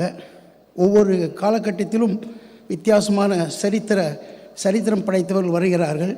அந்த வகையிலேயே நம்முடைய தமிழக முதல்வர் மு.க. ஸ்டாலின் அவர்கள் இங்கே அதிகபட்சமான இந்த ட்ரெடிஷன் என்று சொல்லக்கூடிய பாரம்பரியத்தை வைத்துக்கொண்டு இங்கே நடத்தி கொண்டு வருகிறதை நான் பாராட்டுகின்றேன். மேலும் தமிழ்நாடை நாங்களெல்லாம் பார்க்கும் பொழுது ஒரு சமூக நீதி, நியாயம், நீதி, ஒற்றுமை மற்ற எல்லாமே எனக்கு மிகவும் ஆச்சரியமாகவும் ஆனந்தமாகவும் இருக்கின்றது. இங்கே ஒரு வித்தியாசமான ஒரு சமூகத்தை உருவாக்கி கொண்டு இருக்கிறார்கள். அதனை நான் மிகவும் இங்கே பார்த்து ரசிக்கின்றேன். I learn every day from the proud citizen of the state as to how to exercise one's constitutional rights and duties and pave way for an inclusive and progressive society. Tamil Nadu has been exemplary state in so many ways that it is difficult to list all such instances. However, I will say that Tamil Nadu leaders such as Rajaji, Periyar Ramaswamy, C.N. Anudurai, M. Karunanidhi have had an impact on many pan-Indian progressive movements of youth, students, and working masses. With their ideas and leadership, they not only inspired people, but also gave them conceptual tools to understand their circumstances and struggle against what was unjust and inequitable. Of late, the ideas of development and leadership have been discussed in very narrow terms, but we have learned from Tamil Nadu how to expand the horizon of what it means to be model citizen on a modern state. It includes equality, equity, and justice. It empowers dejected, deprived, and oppressed section of the society. It includes roti, kapra, or makan, food, clothes, and housing. It includes sarak, bijli, or pani, road, electricity, and water. It includes degree, naukri, and Wi-Fi, employment, education, and access to information. It definitely includes all of these elements, but its self-respect and empowerment is missing, then these things are not meaningful. Yes, everybody should have access to them, but nobody should think they are the be-all and end-all of politics. Politics most definitely is about all of these things, but it is also about self-respect, about confidence, about asserting one's place in society. In all of these aspects, we have learned immensely from the progressive and confident people of the state, as well as generation of strong and confident leadership, of which Thiru Stalin is sharing example. My father, Sri Lalu Prasad Ji, was greatly inspired by the social justice movement of Tamil Nadu and carried the same spirit in our state of Bihar.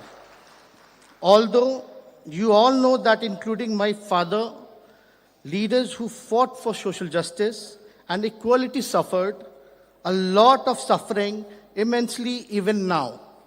As people say, one of the reasons which makes people like my father and several others suffers is because of the fact important independent institutions are compromised and pressurized to function for political ends.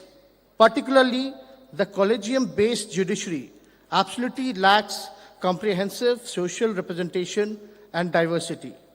I know several parties which carry the flag of social justice are keen to fight for reservation in judiciary, but it is time to come on street and make sure that it happens soon. Biographers play an important role in recording the lives of leaders which serve as a record of their times too. Autobiographies are even more crucial when we learn and close hands the ingredients that go into the making of great leaders and how they shaped their times.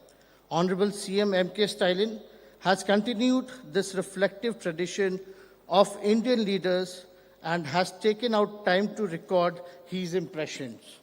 It is important in this time to learn about the thought process of leaders like Thiru Stalin and to really imbibe their philosophy and ideas today. More so than ever, it seems to be the time of image building where leaders are mostly focused on media events and brand building. In contrast, Thiru Stalin offers a window to reader, to the people, to really understand him as a person, as an individual. He reaches out the people through his words. He is speaking freely and honestly to his contemporaries and young people to make them understand his motivations and his ways of doing work. It is a unique way of communicating with the people, of making them a part of one's own story. It is not personal endeavor. The book says a lot about society and the times we are living through. It is in this way, it is also a collective endeavor. People must read it to know about the person behind the words as well as to see it has a historical record, as a critical reflection on the times that we are living through. Anyone who is in politics and public life today has hard task before them. The task is to make people understand that they are not merely just subjects, but citizens who needs to think and act if they don't like anything. If they want to change something in society, they need to question and work towards changing their circumstances. It will require not only cleverness, but a deeper understanding of the society and how it's structured.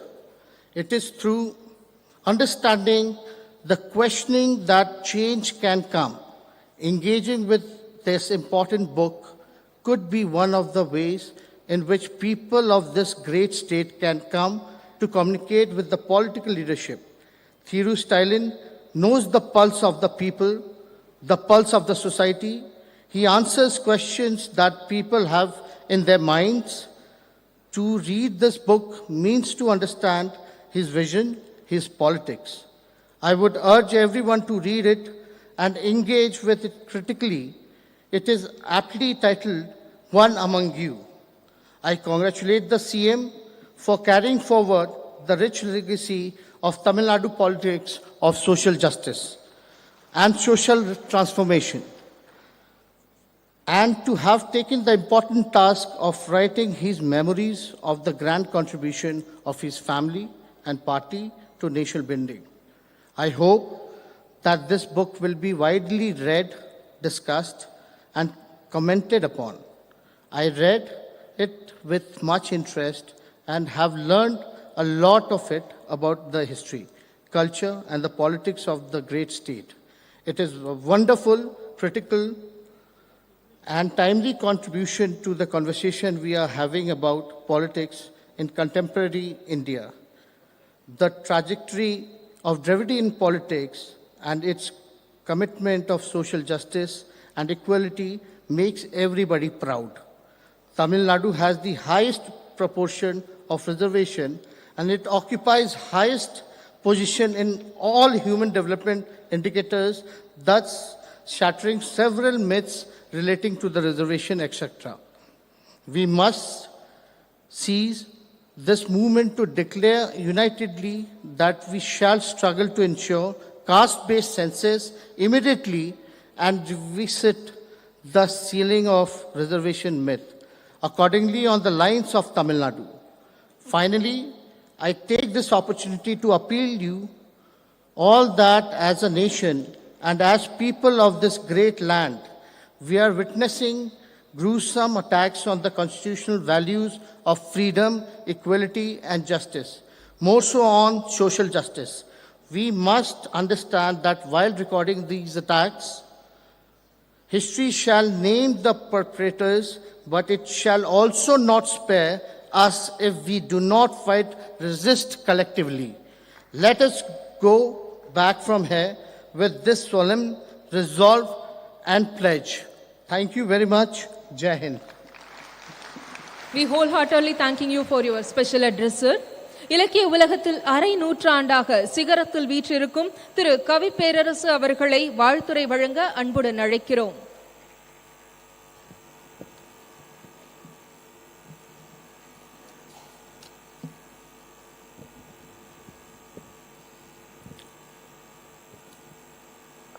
ஒவ்வொருவருக்கும் வணக்கம். இது பெரிய மேடை மற்றும் அரிய மேடை. ஒரு மேடை பெருமை உருவது அலங்காரத்தால் அல்ல, நீள அகலங்களால் அல்ல. ஒரு மேடையின் பெருமை என்பது அதன் உள்ளடக்கம் மற்றும் உரையாற்றும் பெருமக்கள். இந்த மேடையை பார்க்கிறேன், வியந்து நிற்கிறேன். இது கிடைத்தற்கரிய மேடை. யார் யார் அமர்ந்திருக்கிற ஆளுமைகள் என்று பார்த்தால் இந்தியா தன் புருவங்களை உயர்த்தி பார்க்கும். இந்தியாவின் தேசிய நட்சத்திரம் ராகுல் காந்தி அவர்கள், கேரளத்தின் முதலமைச்சர் பினராயி விஜயன் அவர்கள், முன்னாள் முதலமைச்சர் உமர் அப்துல்லா அவர்கள், இளம் தலைவர் தேஜஸ்வி அவர்கள், அமைச்சர் துரைமுருகன் அவர்கள், நாடாளுமன்ற உறுப்பினர்கள் அண்ணன் டி.ஆர். பாலு அவர்கள், கனிமொழி கருணாநிதி அவர்கள், என் இனிய சகோதரர் சத்யராஜ் அவர்கள், இத்தனை பெருமக்களால் இந்த மேடை உயர்ந்து நிற்கிறது. இந்த மேடை, இவ்வளவு பெரிய மேடையில் எங்கள் தமிழ்நாட்டு முதலமைச்சர், முன்னேறும் சூரியன் மு.க. ஸ்டாலின் அவர்கள் தான் எழுதிய சுயசரிதையை தேசிய அடையாளங்களோடு வெளியிடுகிறார். ஒரு மாநிலத்தின் முதலமைச்சர், இந்த மாநிலத்தின் கதை, ஆனால் தேசிய அடையாளத்தோடு வெளியிடுகிறார்.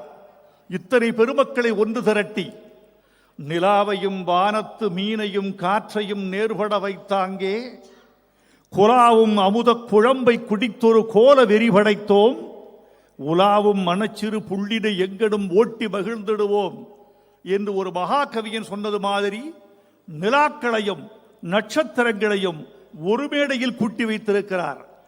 எப்படி இந்த ஆளுமை இவருக்கு எப்படி ஏற்பட்டது? இந்த சிந்தனை எப்படி முளைத்தது?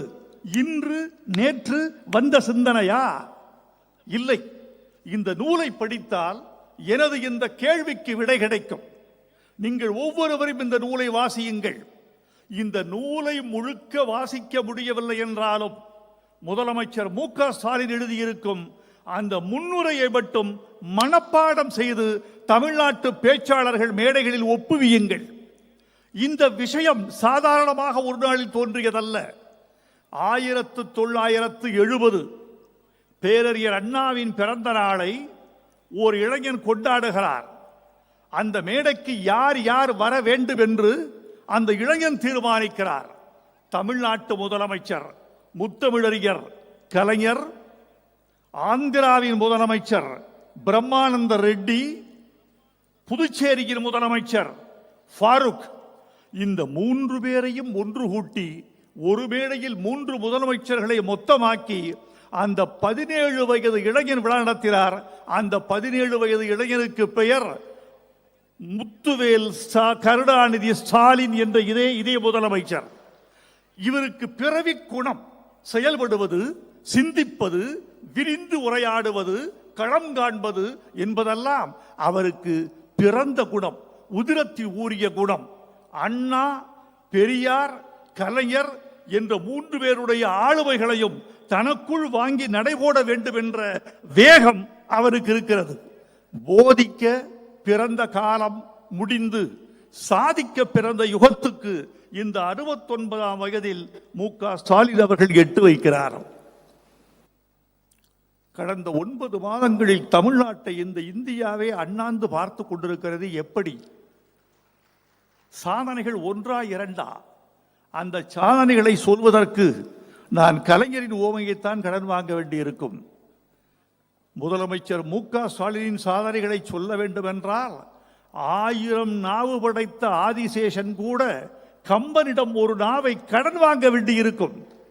ஒரு நாள் பார்த்தால் பெண்களுக்கு இலவச பயணம், மறுநாள் பார்த்தால் பெட்ரோல் விலை குறைப்பு, ஒரு நாள் பார்த்தால் 7.5 இடஒதுக்கீடு, மறுநாள் பார்த்தால் இலவச கட்டணம், ஒரு நாள் இந்தியாவிலேயே உயர்ந்த பொருளாதார ஆலோசனை குழு, மறுநாள் ஆலயத்திலே தமிழ், அர்ச்சகர்கள் நியமனம். இப்படி தினந்தோறும் ஒரு புதிய சாதனை. நேற்று ஓடிய தண்ணீர் இன்று ஓடிக்கொண்டிருந்தால் அதன் பெயர் நதி அல்ல. இன்று ஓடுகிற தண்ணீர் புதிதாக இருந்தால்தான் அதற்கு பெயர் நதி. இன்றைக்கு ஒரு சாதனை புதிதாக இருந்தால்தான் அதன் பெயர் அரசு. அந்த அரசு என்ற திட்டத்தை முதல்வர் மு.க. ஸ்டாலின் அவர்கள் நெஞ்சில் ஏற்றி செயல்படுத்திக் கொண்டிருக்கிறார். இது எப்படி வந்தது? இந்த குணம், இந்த சாதிக்கிற பெருங்குணம் எப்படி வந்தது? எவன் ஒருவனுக்கு கொள்கை பிடிவாதம் இருக்கிறதோ அவனுக்குத்தான் சாதிக்க தெரியும். கொள்கை பிடிவாதம் என்பது ஒரு தமிழச்சியின் கற்பை போன்றது. ஒரு தமிழச்சி தன் கற்பில் எவ்வளவு பிடிவாதமாக இருப்பாளோ, ஒரு தலைவன் தன் கொள்கையில் அப்படி பிடிவாதமாக இருப்பான். அந்த கொள்கை பிடிவாதம் எப்படி வந்தது என்பதை இந்த நூலில் ஒரு சாட்சி கண்டுபிடித்தேன். முதலமைச்சர் அண்ணா 16 வயது இளைஞன். அண்ணா, உங்களுக்கு பாராட்டு விழா எடுக்க வேண்டும் என்று கேட்கிறார். உடல்நலமில்லை தம்பி, போயிட்டு வாங்குறாரு. இல்லை, நான் கேட்கிற தேதியில் நான் கேட்கிற இடத்திற்கு நீங்கள் வந்தால் நான் மகிழ்ச்சி அடைவேன்.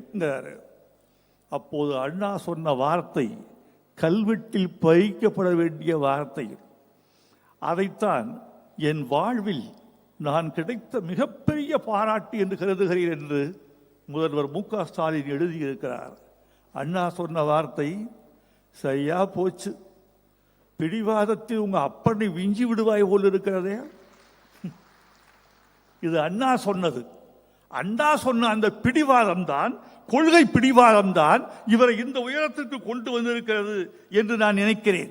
இன்னொன்று, என்னை போன்றவர்கள் அவரை பக்கத்தில் இருந்து நேசிப்பதற்கும் அவரை மதிப்பதற்கும் இவரை உயர்த்தி பிடிக்க வேண்டும் என்று கருதுவதற்கும் உரிய மிக முக்கியமான காரணம் அவரது மொழிப்பற்று. அந்த மொழிப்பற்று என்பது ஒரு நாளில் 2 நாளில் வந்ததல்ல. அவர் ரத்தத்தில் ஊறிய குணம். இதயத்தின் துடிப்பின் ஓசை இருந்த தமிழ் பற்று கேட்டுக்கொண்டே இருக்கிறது. திராவிட இயக்கத்தினுடைய கொள்கைகள் ஒவ்வொரு தலைமுறைக்கும் கடத்தப்பட்டு கொண்டே வருவதற்கு காரணம் கொள்கைதான், கொள்கை பிடிப்பு தான், மொழிப்பற்று தான், சுயமரியாதை தான், பகுத்தறிவு தான். இந்த கொள்கைகளை தாண்டித்தான் ஒரு நூற்றாண்டு பயணிக்கிறது. அவருடைய மொழிப்பற்று சாதாரணம் அல்ல. மீண்டும் நான் அவருடைய நூலுக்குள்ளே ஒரு சாட்சிக்கு போக வேண்டும் என்று விரும்புகிறேன். இங்கே தேசிய தலைவர்களெல்லாம் வந்திருக்கிறார்கள். நாங்கள் மொழியை ஏன் கொண்டாடுகிறோம் என்றால், மொழியை விட மாட்டோம் என்று சொல்கிறோம் என்றால், மொழி எங்களுக்கு வெறும் கருத்து விளக்க கருவி அல்ல. மொழி என்பது எங்களுக்கு ஒரு கருத்து விளக்க கருவி அல்ல. மொழி என்பது எங்களுக்கு எல்லை. மொழி என்பது எங்களுக்கு நாகரிகம். மொழி என்பது எங்கள் அடையாளம்.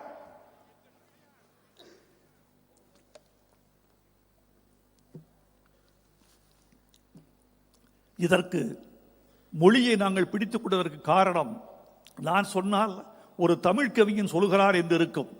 நான் அறிஞர் பெருந்தகை அம்பேத்கர் அவர்களை தொலைக்கணைக்கிறேன். இந்தியா முழுக்க பேசப்பட்ட மொழி தமிழ் மொழி என்பதற்கு அம்பேத்கர் சாட்சி சொல்கிறார்.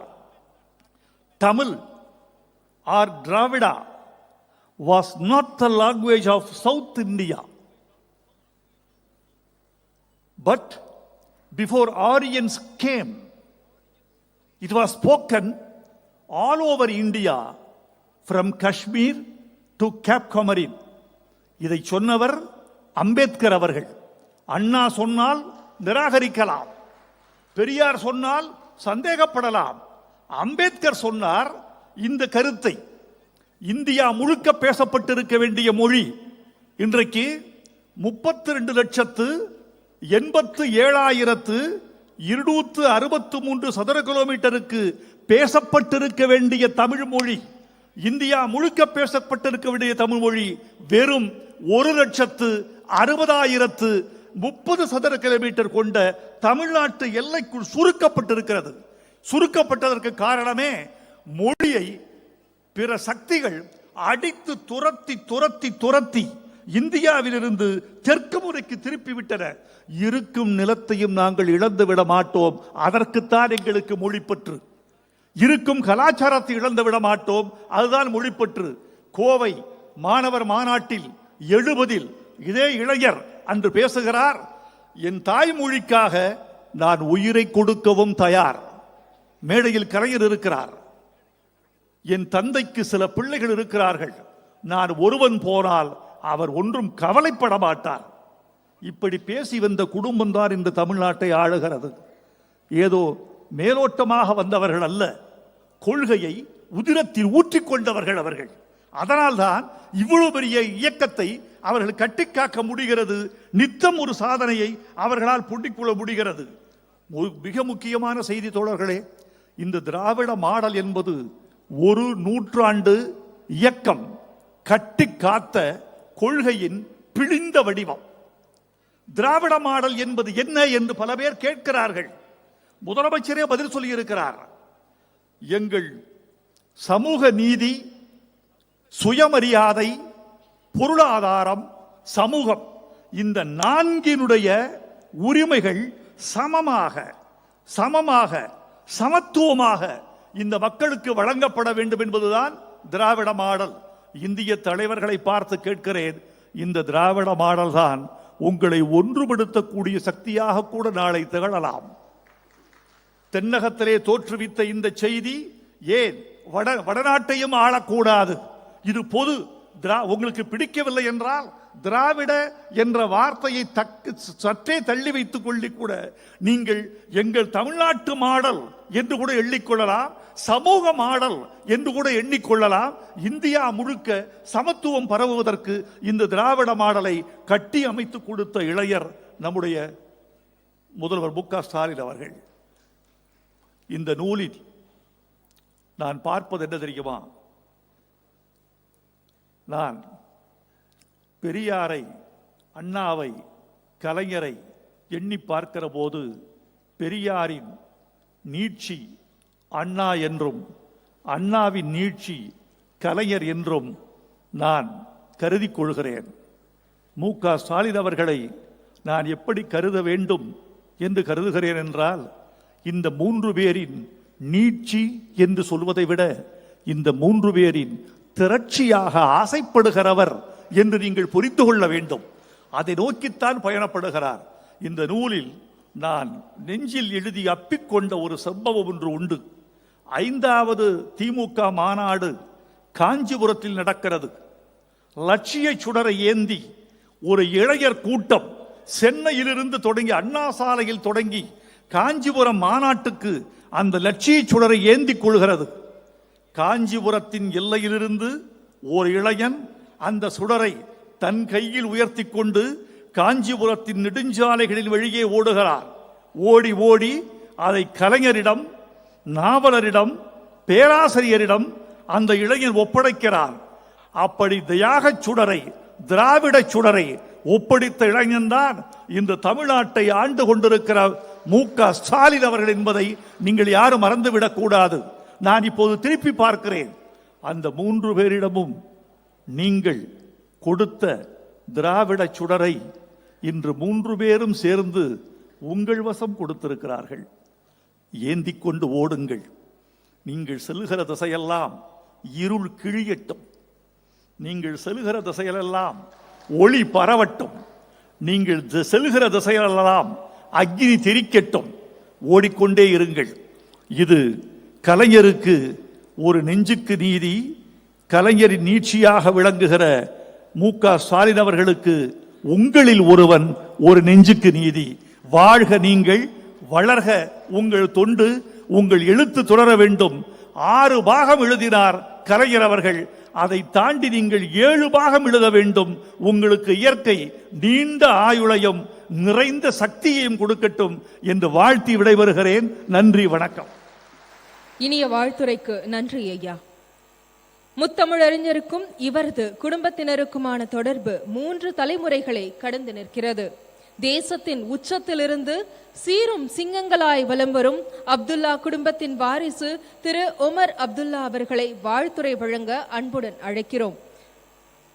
We proudly welcome Lion of Kashmir, Thiru Umar Abdullah, to deliver his special address.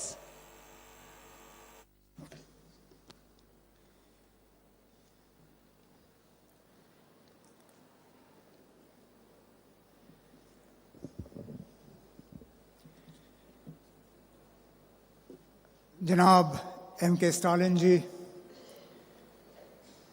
जनाब विजयन जी, जनाब राहुल गांधी जी, जनाब तेजस्वी यादव जी, जनाब T.R. बालू जी, जनाब दुराई मुरुगन जी, मोहतरमा कानिमोजी Karunanidhi Saiba,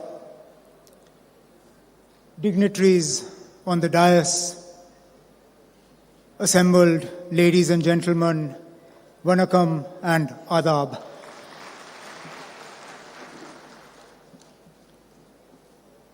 It is indeed an honor and a pleasure for me to have traveled from the cold climes of Kashmir to the extremely warm, both in terms of climate and in terms of the love and hospitality here to Chennai today.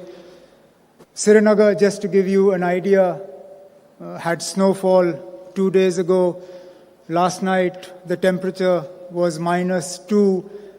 Today here in Chennai I arrive and it is 35 degrees. So you'll understand why it's a little on the warm side. But more than the temperature, I'm here because of the warmth that exists in your hearts, and particularly in the heart of our host, the Honorable Chief Minister of Tamil Nadu, Shri Stalin ji, and I'll come to that. But first and foremost, I would like to congratulate him for the release of his autobiography, One Among Us. It is indeed an apt title for a book written by someone who has shown that he is indeed one amongst you, one amongst us, one amongst the people of Tamil Nadu. And he is not there by virtue of name. He is not there by virtue of inheritance. He is there by virtue of work. He is there by virtue of commitment. He is there by virtue of a track record. You don't become one amongst us because you are born to a particular family. Being one amongst a family opens a door for you, but it doesn't keep the door open. You become one amongst us, you become one amongst a people because the people identify with you. Because the people reward you for the work that you have done, they reward you for your struggle, and in that there is no doubt that Chief Minister Stalin ji has struggled. He started, if you go through the book, and I obviously do not understand the language that it is written in, but I have had parts of it explained to me. He started not only at an extremely young age. I thought I and Tejasvi perhaps started early. But in the book I see that the Honorable Chief Minister started at the age of 13, and that too at the very grassroots level in the Assembly constituency from where he then fought and won his assembly election. Not only that, he struggled through detention. I have been detained more recently than he was, but 1 year of an unjust detention in jail is also something that adds to that struggle. It adds to building that character. And then, of course, his commitment to social justice, his commitment to empowering the people of Tamil Nadu, to ensuring that development reaches to every corner of his state is perhaps best exemplified and best explained in the recent victory of the party he heads, of the DMK, in the urban local body elections in Tamil Nadu, which the party swept in such a resounding manner that even as far as Jammu and Kashmir, we were reading that the DMK made inroads into parts of Tamil Nadu that traditionally had never voted for the DMK, but voted for the first time, this time for the DMK, looking at the commitment of the party to social justice, to empowering people, and that, I believe, is why when he chooses the title of his book, One Amongst Us, it is not an exaggeration. It is something that the people of Tamil Nadu, through the use of their vote, have shown that yes, he is considered one amongst you, one amongst us, one amongst the people of Tamil Nadu, and therefore I would like to congratulate him for this book and hope that he has a long and successful political career, so that politicians like to write in volumes. We don't like to write just one. So this, I hope, is the first volume, and over the course of a long and illustrious career, we will have many opportunities to release volume 2, volume 3, volume 4, and so on and so forth. So there will be many more volumes of the book. Now I come to another reason why I am here. In times of adversity, one knows who one's friends are. The people of Jammu and Kashmir, myself, my father, we went through a period of adversity that we could have seldom imagined. I don't think any of us thought that we would see what we did on the 5th of August 2019. And that's when we woke up to who our real friends were. Because a lot of people who we thought were friends were silent. A lot of people who we thought would speak up at the unjust way in which Jammu and Kashmir was treated, said nothing. A lot of people who we had great, close personal relations with, not only were silent, but were actually complicit and supportive of what happened on the 5th of August 2019. Yet as far as Tamil Nadu is from Jammu and Kashmir geographically, the way in which the voice of Janab Stalin Sahab, of his colleagues, of the people of Tamil Nadu was heard by the people of Jammu and Kashmir, criticizing and condemning what was done to the people of Jammu and Kashmir, the way in which we were detained, the way in which we were locked up, the way in which the constitution was completely dismembered, is something that we will never forget. And that is why I am here, not only in my personal capacity, not only on behalf of my father, but on behalf of the people of Jammu and Kashmir, to say, Stalin Sahab, thank you very much. Thank you. Thank the DMK.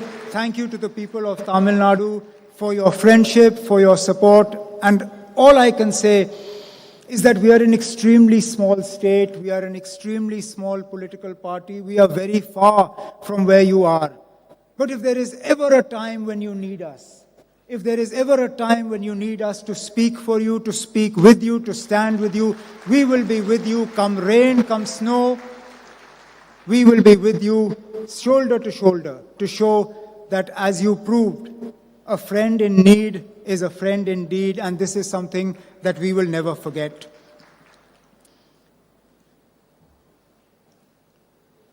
Our nation stands at a crucial juncture today. The very idea of what we stand for faces an onslaught. Today we are told that we no longer have a right to choose. That somehow the freedom to choose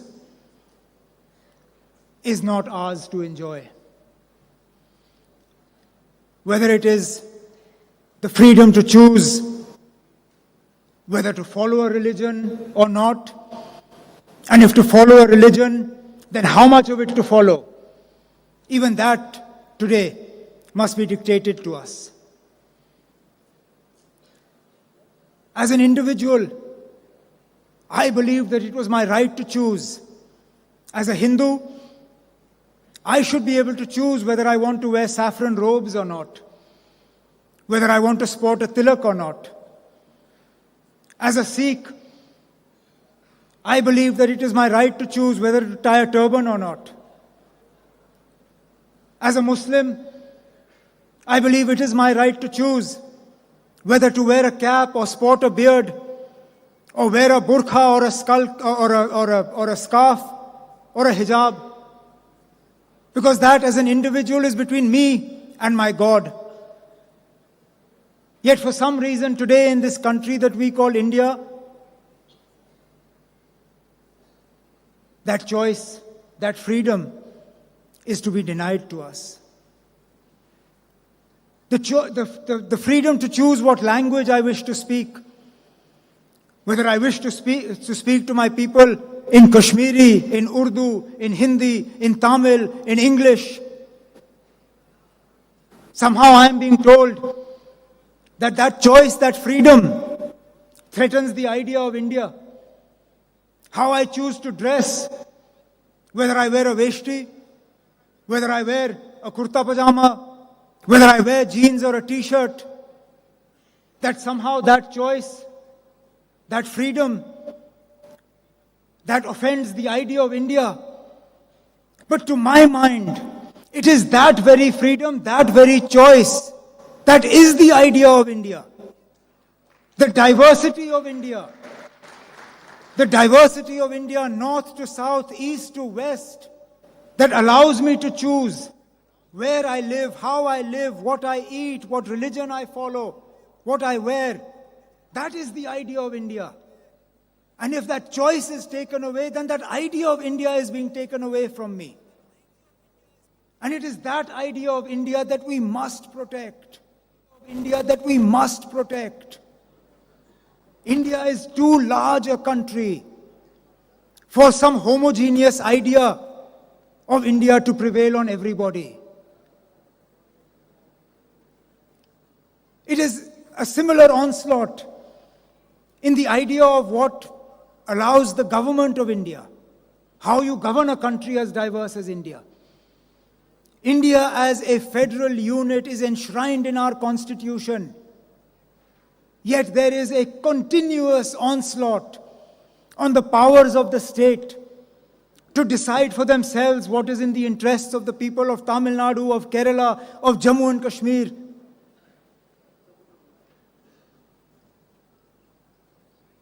If the ideas of the government of India are to succeed, then tomorrow as Chief Minister of Tamil Nadu, Janab Stalin Sahab will not have an ability to choose who his DG or Chief Secretary will be. The Chief Minister of Kerala will be sitting and chairing a cabinet meeting, and suddenly a call from Delhi will come and his Chief Secretary will be removed. Is this the idea of what a federal structure looks like?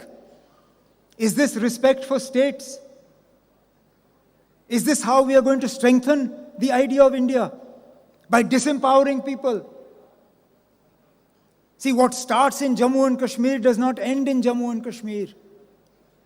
The experiments of Jammu and Kashmir then get utilized in other parts of the country. So I'm here not just as a victim of what has been done, but as a warning of what can be done.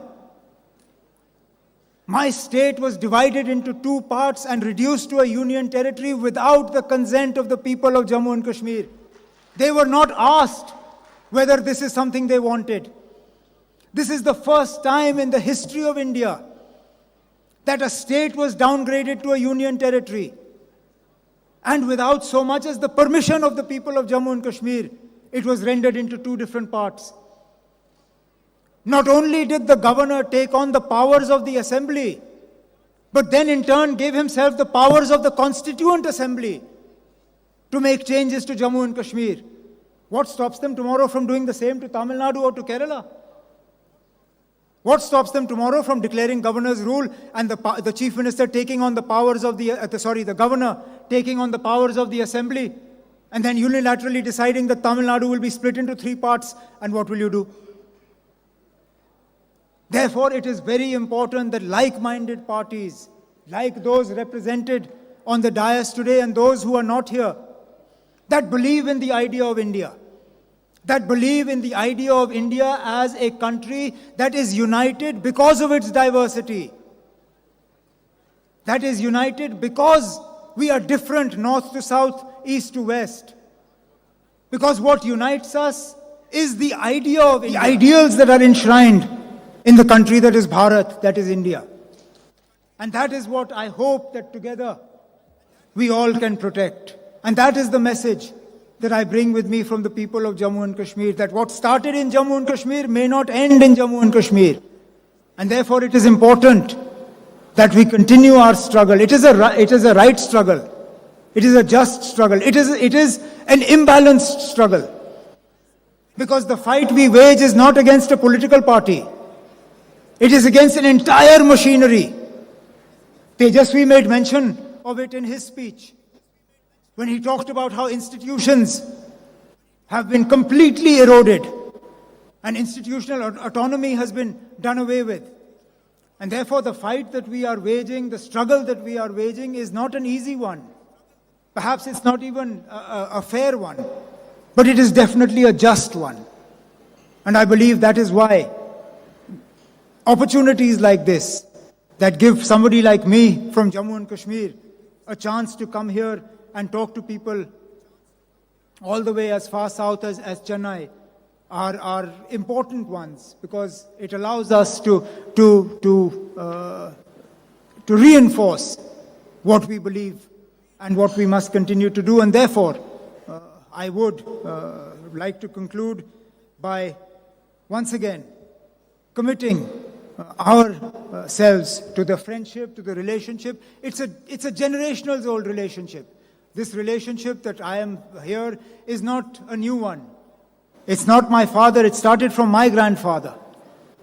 My family has a very close relationship with the state of Tamil Nadu. My grandfather was detained here. And therefore, all I can say is that I hope that the idea of India that we hold dear to our hearts is the India that we will give to our children and grandchildren in the inheritance that we pass on to them. And I'm sure, as long as we have leaders like Shri Stalin and his colleagues here, Tamil Nadu will be a bastion of strong support and strong message of the idea of India in its diversity and in everything that makes it special. Once again, my heartfelt congratulations to Janab Stalin Saab for his book. Oh, before I finish, I understand that tomorrow is the Honorable Chief Minister's birthday. Ordinarily, traveling from Kashmir is famous for shawls. But shawls can only be used in very cold climate. You don't have cold climate here. So when I was thinking, what can I bring for the Honorable Chief Minister as a token from the people of Jammu and Kashmir for him, for his birthday, I thought there's no point giving him a shawl, because if I give him a shawl, it will go in the cupboard and not come out. And therefore, I have brought a very small carpet from Kashmir as a symbol of our love and our affection for the Honorable Chief Minister, which I hope he will accept. And I look forward to one day welcoming Shri Stalin also to Kashmir, so that we can have a similar function there. Thank you all very much. Thank you. Honored with your presence and such an intense special addresser. Thank you so much. கழகத்தின் பொருளாளர், இயக்கத்தின் மூத்த முன்னோடி,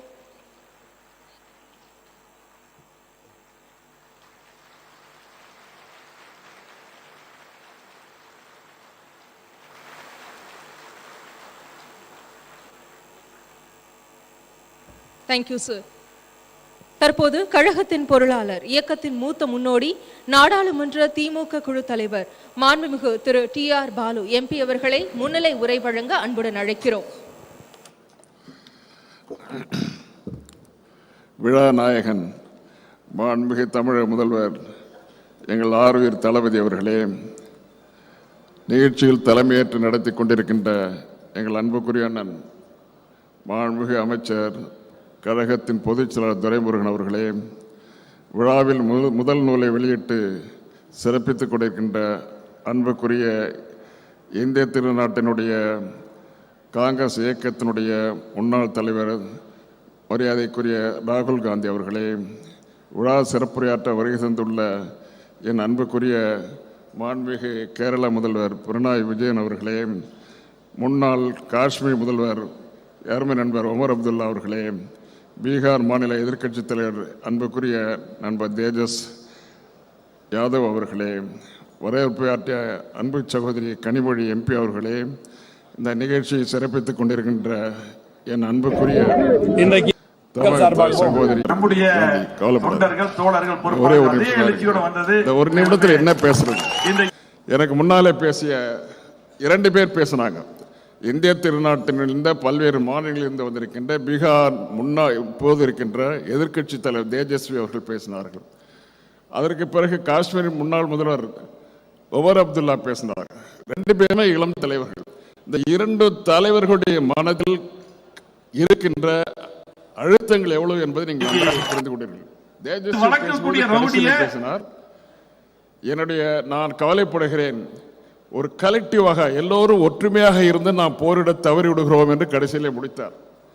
உமர் அப்துல்லா பேசின நேரத்தில் சொன்னார், இந்த நாட்டில் இருக்கின்ற எல்லோருக்கும் சுதந்திரம் இல்லை, மத சுதந்திரம் இல்லை, கலாச்சார சுதந்திரம் இல்லை, பண்பாடு சுதந்திரம் இல்லை. என்னுடைய நாடு, என்னுடைய மாநிலம் பிரித்து போடப்படுகிறது. அதற்கு காரணம் இந்த நாட்டில் இருக்கின்ற மிகப்பெரிய பெரும்பான்மை உள்ள மதச்சார்புள்ள மதத்தை வைத்துக் கொண்டு நாட்டை பிரிவினை சக்திகள் இன்றைக்கு கையாண்டு கொண்டிருக்கின்ற நிலையை அவர் தெளிவாக எடுத்து சொல்லிவிட்டு போனார். பாராளுமன்றத்தில் எங்களுடைய அன்பு தலைவர் தளபதி அவர்கள் சொல்லியபடி நாங்கள் இவர் என்ன கருத்து சொன்னாரோ அதெல்லாம் எடுத்து சொல்லியாச்சு.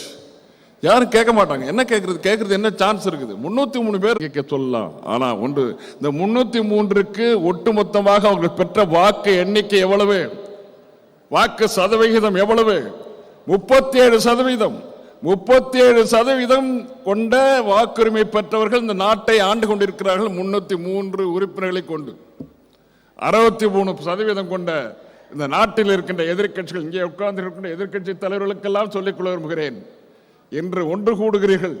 தென்னகத்திலே என்னுடைய அன்பு தலைவர் தளபதி அவர்களுடைய முன்னிலையில் அவருடைய தலைமையில் இன்றைக்கு ஒன்று கூடியிருக்கிறீர்களே, இந்த நிலை மேலும் மேலும் அதிகரிக்க வேண்டும். 1996 போல, 2004 போல எல்லா அன்றைக்கு இருந்த கட்சிகளை விட இன்னும் சில நண்பர்களை சேர்த்து கொண்டு ஒற்றுமையாக நீங்க போரிட்டால்தான் திராவிட மாடல் அரசியல், எங்களுடைய அன்பு தலைவர் தளபதி அவர்கள் இன்றைக்கு முன்மொழிந்திருக்கிறாரே, அந்த திராவிட மாடல் அரசியல், மாநில சுயாட்சி, மதச்சார்பின்மை, இந்த மதச்சார்பையும் மாநில சுயாட்சியும் சமூக நீதியோடு கலந்து எல்லாம் சேர்ந்த கலவைதான் திராவிட மாடல்.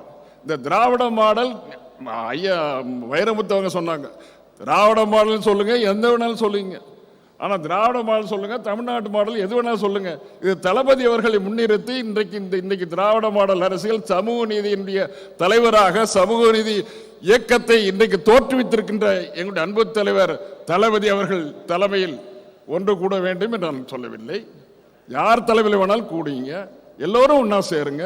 நேரடியாக பார்க்கும் போது கட்டிப்பிடித்துக் கொள்கிறோம், வேற்றுமையை மறந்து ஒரு கட்டிப்பிடித்து தொழில் கொள்கிறோம். ஆனால் தேர்தல் வந்தால் தனித்தனியாக இருக்கின்ற காரணத்தினால் இந்த நாட்டினுடைய வாக்குகள் பிரிந்து போகின்றன, ஒற்றுமை இல்லாமல் போகிறது. எதிர்க்கட்சியில் ஒற்றுமை இல்லாத நிலையில தான் இன்றைக்கு இந்த நிலை உருவாகிறது. இனிமேலாவது நாம் எல்லோரும் ஒன்றாக சேர்ந்து, இன்றைக்கு வந்திருக்கின்ற தமிழகத்தில் இருக்கின்ற தலைவர்கள் எல்லோரும் ஒன்றாக சேர்ந்து எப்படியாவது மதவெறியாடி கொண்டிருக்கிற மதத்தை தலைப்பாக வைத்துக் கொண்டு இன்றைக்கு ஆட்டம் போட்டுக் கொண்டிருக்கின்ற இயக்கம் இந்த தடவையோடு முடித்து வைக்கப்பட வேண்டும். இனிமேல் அவர்கள் ஆட்சிக்கு வரக்கூடாது என்றால் அருள் கூர்ந்து எல்லோரும் ஒன்று சேருங்கள். அன்பு தளபதி அவர்களுடைய இந்த விழாவில், அவருடைய பிறந்தநாள் விழா முதலில் நடக்கின்ற அவருடைய இந்த விழாவில், அவருடைய புத்தக வெளியீட்டு விழாவில் அவரை பாராட்டுவது என்பது நான் அப்படி சொல்ல வேண்டிய அவசியமே கிடையாது. அவரை என்னை பிரித்து பார்க்கவே முடியாது. அந்த அளவுக்கு இளம் வயதிலிருந்து வளர்ந்தோம். அதற்கு பிறகு இன்றைக்கு இமாலய அளவுக்கு புகழை சேர்த்திருக்கிறார். இந்த இமாலயத்திற்கு முண்டாசு கட்டுவது என்னால் முடியாது. அவருடைய போக்கு, அவருடைய வாழ்த்து இந்த அனைத்து இந்தியாவில் இருக்கின்றவர்கள் மட்டுமல்ல, அகில உலகத்திலும் இருக்கின்றவர்கள் இன்றைக்கு வாழ்த்து கொண்டிருக்கிறார்கள். அவருடைய புகழ்மலைக்கு நானும் புகழை சேர்த்து அமைகிறேன். வணக்கம், நன்றி. நன்றி ஐயா. கொள்கையிலும் கோட்பாட்டிலும் திராவிட இயக்கத்தோடு ஒத்துசெய்யும் மார்க்சிய இயக்கத்தின் மகத்தான மாண்புமிகு கேரள முதலமைச்சர் திரு பினராயி விஜயன் அவர்களை வாழ்த்துரை வழங்க அன்புடன் அழைக்கிறோம். Father of modern Kerala is here to deliver his special address.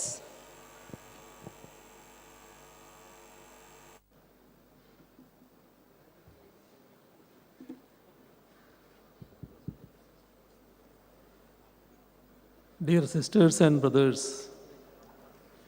it gives me immense pleasure to be with you all here today at the book release of Thiru Stalin Avargal's autobiography, Ungalil Oruvan. As a Malayali, I am extremely happy to be here because Kerala and Tamil Nadu have had warm ties that span millennia. Malayalis and Tamilians are children of the same soil. We are brothers and sisters. Thiru Stalin Avargal has always been keen to ensure that our fraternal bonds are further strengthened. In all matters regarding both states, he has tried to ensure that the interests of both Kerala and Tamil Nadu are secured. On behalf of Keralites, our government has also tried to ensure the same. I hope that our people's relationship as siblings can be enriched further so that the people of our country benefit. To me, this book release ceremony is a means to ensure that, along with paying respects to the man of letters that Thiru Stalin Avargal is. Ever since its inception, the Dravidian movement has played a key role in questioning dominant narratives and championing the cause of the marginalized and regions.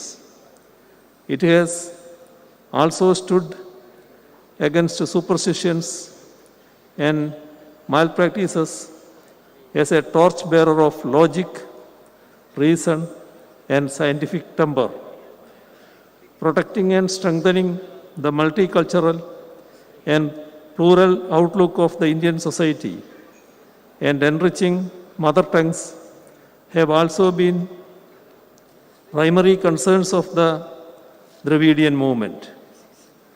In some senses, this glorious legacy of Dravidian politics mirrors the Renaissance movements that had emerged in various parts of our country. As far as the DMK is concerned, it has been committed to take this heritage forward. Much like it had in Kalaignar Karunanidhi, in Thiru Stalin Avargal, the DMK has an able and seasoned leader who has risen from within the ranks of the party and can take it forward, battling the present challenges that our polity and society face. He spent several years as a youth leader before becoming a state-level leader and ultimately taking over the reins of the party.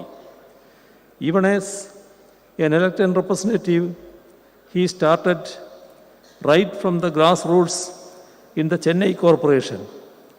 Later on, it was after stints as the Minister for Municipal Administration and Rural Development Deputy Chief Minister and the leader of opposition, that he assumed the Chief Ministership of Tamil Nadu.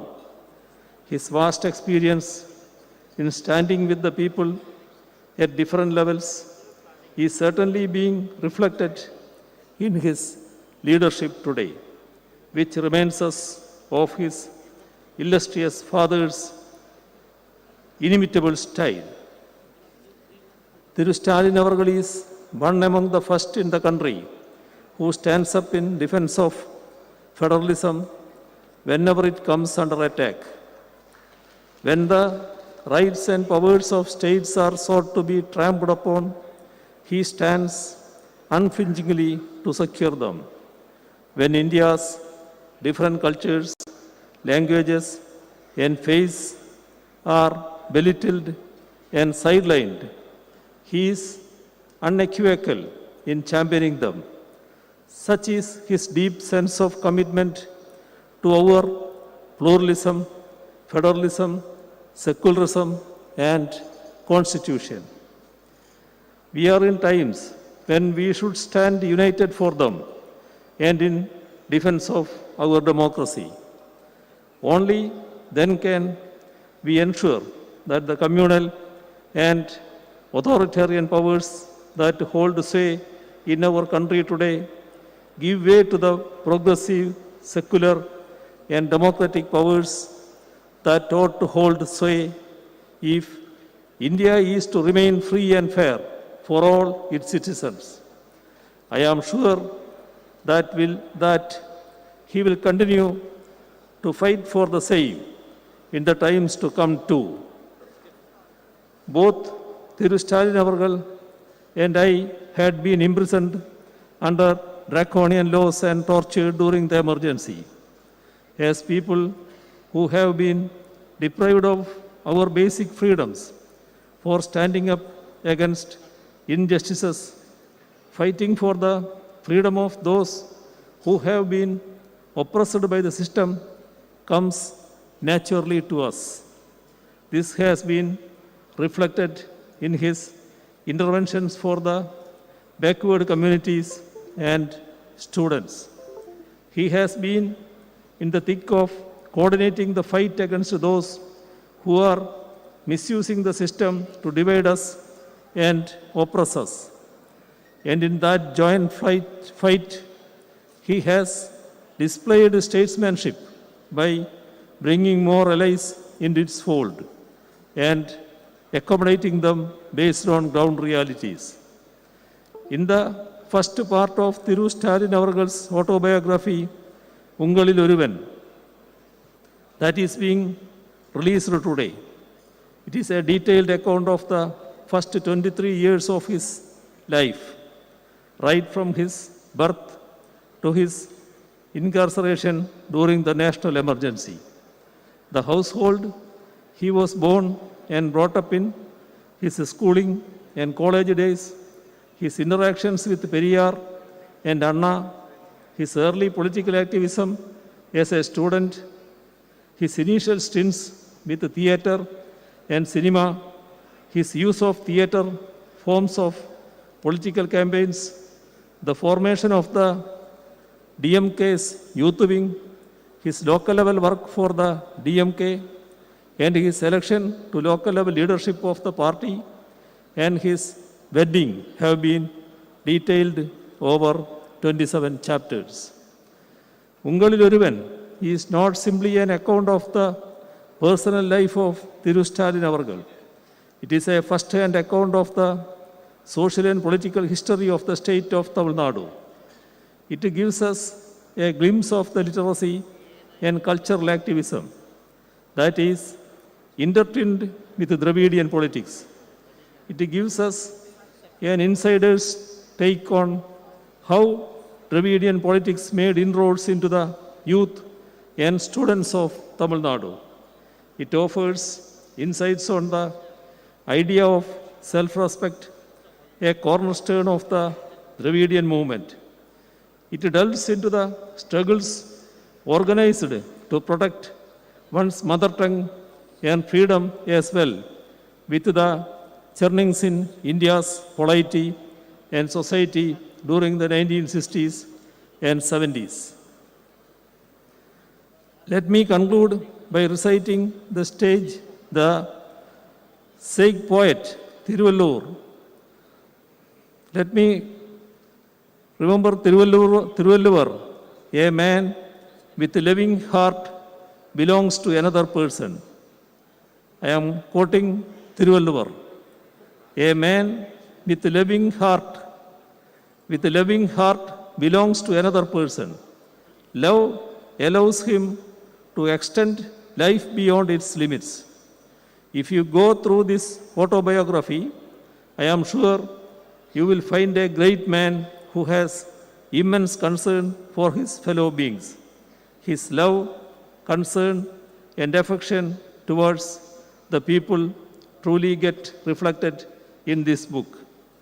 Without an iota of doubt, I can say that Thiru Stalin Avargal belongs not just to him alone, but to the society as a whole. It is against this backdrop that the title of the book, Ungalil Oruvan, becomes meaningful in every sense. As someone who has always tried to read as many books as possible, I can undoubtedly say that I am eagerly waiting for the subsequent parts of Ungalil Oruvan. Part 1 certainly provides a sneak peek into what is to follow. By reading this book, one will be touching the man, Thiru Stalin Avargal. I hope that this autobiography, which makes a good read, will be well received by the public. I express my gratitude for inviting me also to be a part of this book release ceremony and convey my best wishes to the author, Brother Stalin. I gather that it is his birthday tomorrow. Let me also extend advance birthday greetings to him. Thank you. தங்கள் வாழ்த்துரைக்கு மிக்க நன்றி ஐயா. மாணவ பருவகாலம் முதல் இயக்கம் வளர்த்த முன்னோடி கழகத்தின் பொதுச் செயலாளர் மாண்புமிகு திரு துரைமுருகன் அவர்களை தலைமை உரையாற்ற அன்புடன் அழைக்கிறோம்.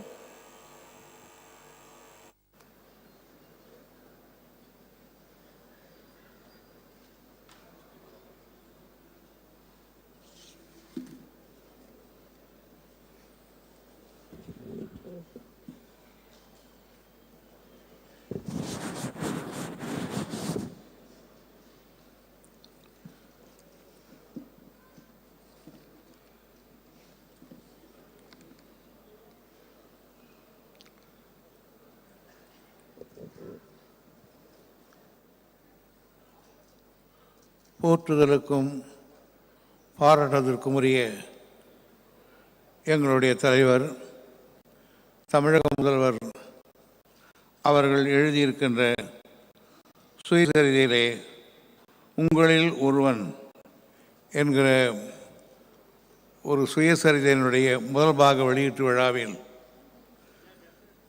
கலந்து கொண்டிருக்கக்கூடிய நன்றி உரை ஆற்ற இருக்கிற தளபதியார் அவர்களே, விழாவில் வரவேற்புரையாற்றிய ஸ்ரீமதி கனிமொழி கருணாநிதி அவர்களே, எங்களுக்கெல்லாம் விருந்தினருக்கு சிறப்பு செய்த தம்பி உதயநிதி எம்எல்ஏ அவர்களே, புத்தகத்தை அருமையாக வெளியிட்ட பூம்புகார் பதிவத்தார் அவர்களே, உரையாற்றி அமர்ந்திருக்கக்கூடிய நடிகர் சகோதரர் சத்யராஜ் அவர்களே, மாண்புமிகு தேஜஸ்வி யாதவ் அவர்களே, அருமைமிகு கவிஞர் வைரமுத்து அவர்களே, காஷ்மீரத்து சிங்கம் வசீரே ஆசாம் அப்துல்லாவின் பேரன் மரியாதைக்குரிய உமர் அப்துல்லா அவர்களே, திராவிட முன்னேற்ற கழகத்தின் பாராளுமன்ற குழு தலைவர் கழக பொருளாளர் டிஆர் பால் அவர்களே, மாண்புமிகு கேரளத்து முதல்வர் பினராயி விஜய் அவர்களே, இறுதியாக உரையாற்ற இருக்கின்ற அகில இந்திய காங்கிரஸ் கட்சியுடைய தலைவர்களில் ஒருவர் நம் மரியாதைக்குரிய ராகுல் காந்தி அவர்களே மற்றும் இந்த விழாவுக்கு அரங்கத்தில் இணைந்திருக்கின்ற சான்றோர் பெருமக்களே, உங்கள் அனைவருக்கும் முதற்க என்னுடைய நன்றி கலந்த வணக்கம். இந்த மாபெரும் விழாவில், சரித்திரம் படைக்கப் போகின்ற இந்த விழாவில், அந்த நூலை வெளியிடுகிற நிகழ்ச்சியில் எனக்கு தலைமை பொறுப்பை தந்த நூலாசிரியர் தளபதியார் அவர்களுக்கும், புத்தகத்தை வெளியிட்ட பூம்புகார் பத்திரிகைக்காரருக்கும் என் மனமார்ந்த நன்றியை, வணக்கத்தை நான் தெரிவித்துக் கொள்கிறேன். நம்முடைய தளபதி அவர்கள் 13 வயதிலே இருந்து நாளை காலையிலே பிறந்தநாள் காணப்போகிற வரையில் அவர் பல்வேறு விதமான பரிமாணங்களிலே மிளிர்ந்திருக்கிறார். 13 வயது மாணவனாக இருக்கிற பொழுது இளைஞரணி ஆக பரிமாணத்திலே திகழ்ந்தார். பிறகு இயக்கத்தில் செயல் வீரனாக திகழ்ந்தார். தமிழகமெங்கும் பேச்சாளராக திகழ்ந்தார். நாடக நடிகனாக திகழ்ந்தார். சினிமா நடிகனாக திகழ்ந்தார். மேயராக திகழ்ந்தார். எம்எல்ஏவாக திகழ்ந்தார். அமைச்சராக திகழ்ந்தார். துணை முதல்வராக திகழ்ந்தார். செயல் தலைவராக திகழ்ந்தார். தலைவரானார். இன்றைக்கு முதல்வராக இருக்கிறார். இத்தனை பரிமாணங்களை இந்த வயதுக்குள் எடுத்தவர் நம்முடைய தளபதி அவர்கள். இந்த முதல்வர் இத்தனை பரிமாணங்கள் இருந்ததை தவிர ஒரு பரிமாணம் இருக்குமோ இருக்காதோ என்கிற ஒரு நிலை இருந்தது. அதையும் இப்பொழுது தீர்த்து தான் ஒரு எழுத்தாளன் என்பதை நம்முடைய தளபதி அவர்கள் இன்றைக்கு நிரூபித்து காட்டியிருக்கிறார்கள். அந்த நூலை நான் படித்தேன். பொதுவாக எந்த புத்தகம் வாங்கினாலும் அண்ணா சொல்வார், முதல்ல 10 பக்கம், கடைசியில் 10 பக்கம், நடுவில் ஒரு பக்கம், முடிஞ்சதுன்னு சொல்லுவார் எங்கள் கிட்ட. அந்த மாதிரி தான் இப்போ நான் படிக்கிற நேரம் வரல. ஆனால் எந்த ஒரு நூல் எடுத்ததிலிருந்து கீழே முடித்து வைக்கிற வரையில் முழுமையாக படித்த ஒரு நூல்களில் ஒன்று நம்முடைய தளபதி எழுதிய இந்த உங்களிலே ஒருவன் என்ற நூல். இது ஏதோ புகழ்வதற்காக அல்ல, நீங்கள் வாங்கி படித்தால் அதனுடைய சுவாரஸ்யம் தெரியும். பொதுவாக அரசியல்வாதிகள் எழுதுகின்ற சுயசரிதையில் அதுக்கு மிக மிக எடுத்துக்காட்டு 2. ஒன்று, கலைஞர் அவர்கள் எழுதியிருக்கிற நெஞ்சுக்கு நீதி. நெஞ்சுக்கு நீதியிலே கலைஞருடைய வரலாறு மட்டுமல்ல, திராவிட முன்னேற்ற கழகத்தின் முழு வரலாறும் இருக்கிறது. அதே போன்றுதான் பண்டித ஜவஹர்லால் நேரு அவர்கள் இந்த கிளிம்ஸ் ஆஃப் வேர்ல்டு ஹிஸ்டரியில் எல்லாம் பார்த்தவனால் அவருடைய வரலாறு இருக்கிறது. உலகத்தில் வரலாறு முழுவதும் அதில் படித்திருக்கிறார். ஆக ஒரு வரலாற்று நூலை படித்தால் வரலாறு மட்டும் இருக்கக்கூடாது, அதை ஒட்டி பல செய்திகள் இருக்க வேண்டும். அந்த பண்பிலே தான் நம்முடைய தளபதி அவர்கள் எழுதியிருக்கிறார்கள். பொதுவாக தலைவர் மிகப்பெரிய தலைவர். அந்த தலைவருக்கு மகனாக தளபதி அவர்கள் பிறந்திருக்கிறார்கள்.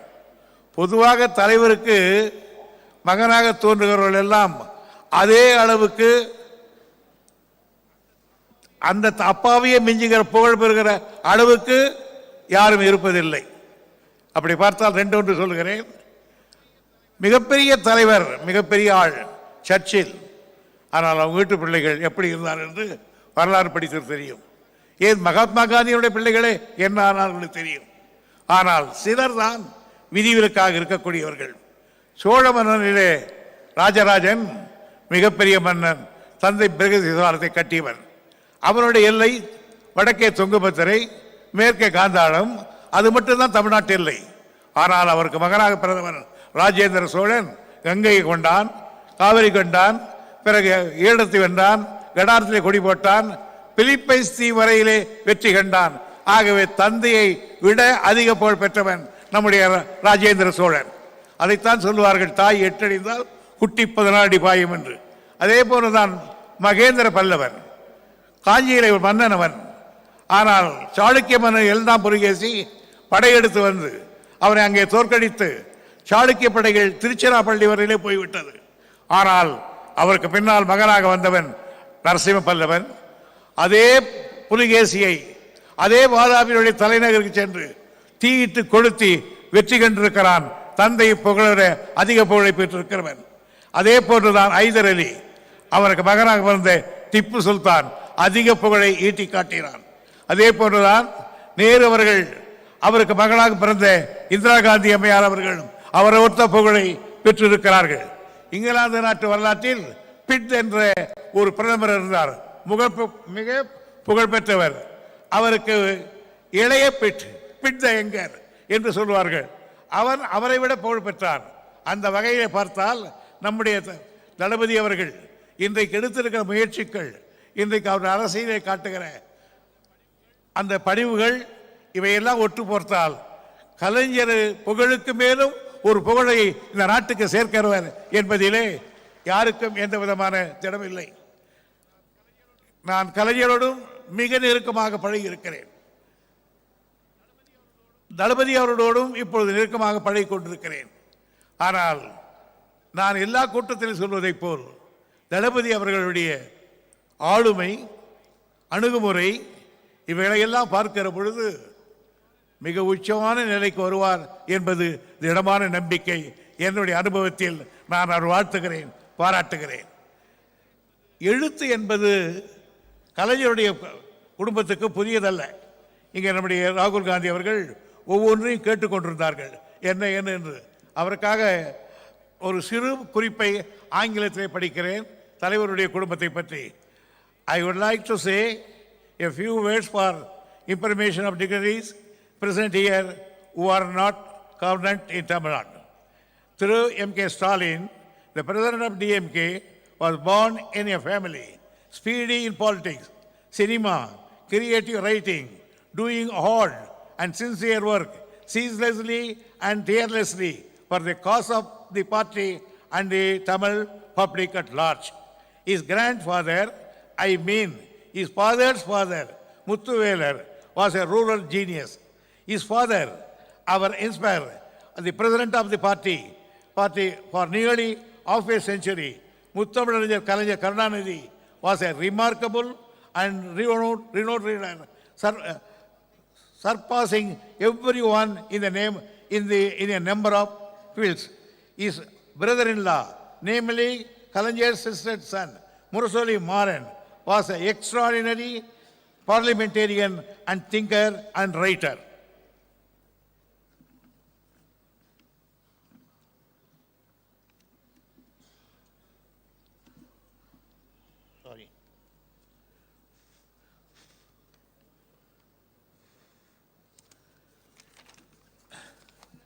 His another brother-in-law, Sir Amardam, is a cinema photographer.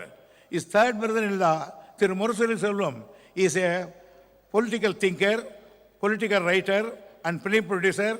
Moreover, he has been a very close and great friend of mine for a very long time from the college days onwards.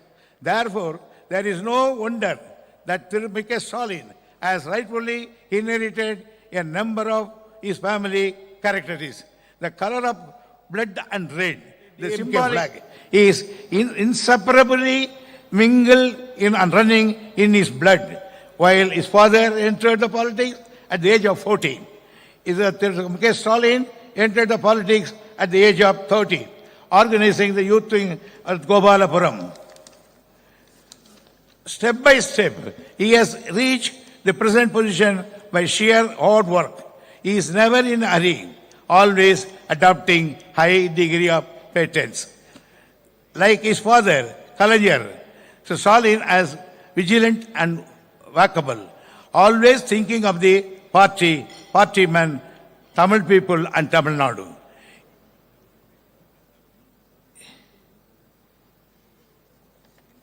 In short, I can say, is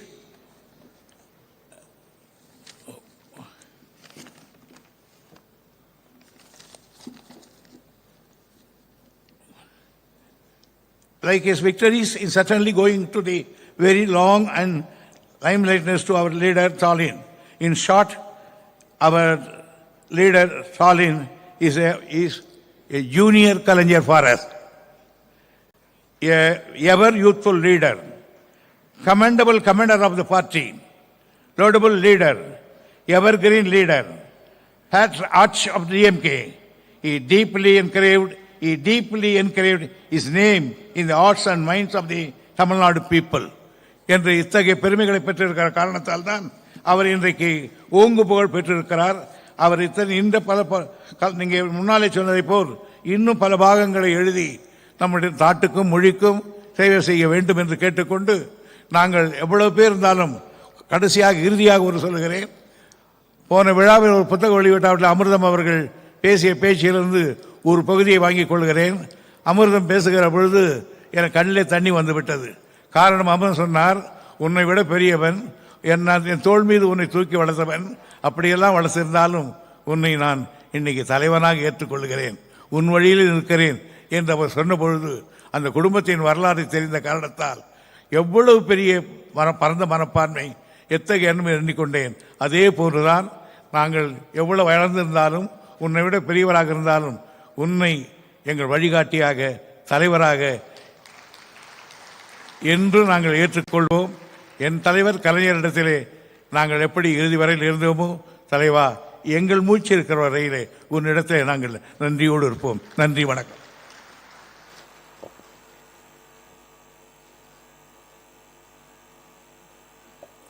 நன்றி ஐயா. தற்போது காலம் கருதி முன்னதாக நினைவு பரிசு வழங்கப்படுகிறது. நினைவு பரிசு வழங்குவதற்காக மாண்புமிகு தமிழ்நாடு முதலமைச்சர் அவர்களை அன்புடன் அழைக்கிறோம். நினைவு பரிசை பெற்றுக்கொள்ள திரு உமர் அப்துல்லா அவர்களை அன்புடன் அழைக்கிறோம்.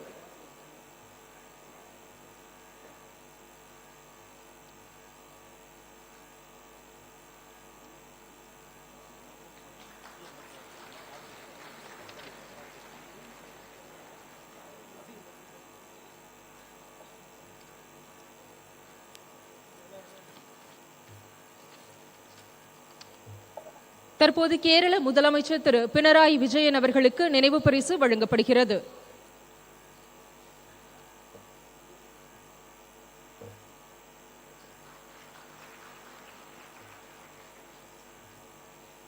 காஷ்மீர் மாநில முன்னாள் முதலமைச்சர் திரு உமர் அப்துல்லா அவர்களுக்கு நினைவு பரிசு வழங்கப்படுகிறது.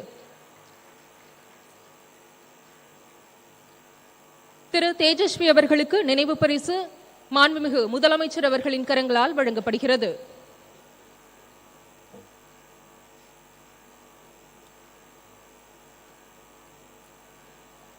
முன்னதாக மாண்புமிகு அமைச்சர் திமுக பொதுச் செயலாளர் திரு துரைமுருகன் அவர்களுக்கு நினைவு பரிசு வழங்கப்படுகிறது.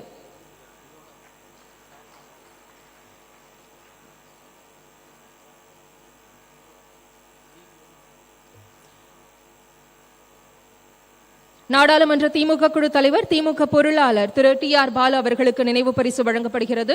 கவி பேரரசு திரு வைரமுத்து அவர்களுக்கு நினைவு பரிசு வழங்கப்படுகிறது.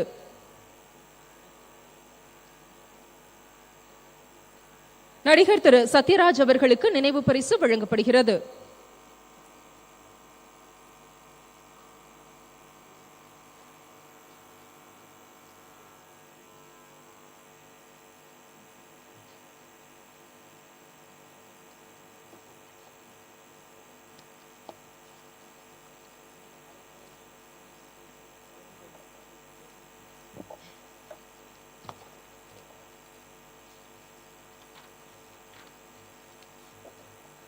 நானும் தமிழன்தான் என நாடறிய முழங்கிய நல்லதொரு தலைவர், நாட்டுக்காய் தங்களையே அர்ப்பணித்த குடும்பத்தின் வழித்தோன்றல், இந்திய மக்களின் குரலை எதிரொலிக்கும் திரு ராகுல் காந்தி அவர்களை வாழ்த்துரை வழங்க அன்புடன் அழைக்கிறோம்.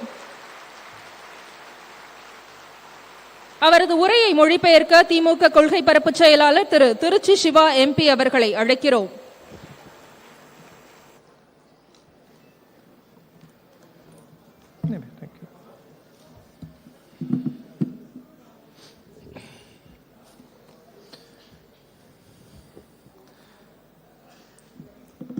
Thiru M.K. Stalin ji,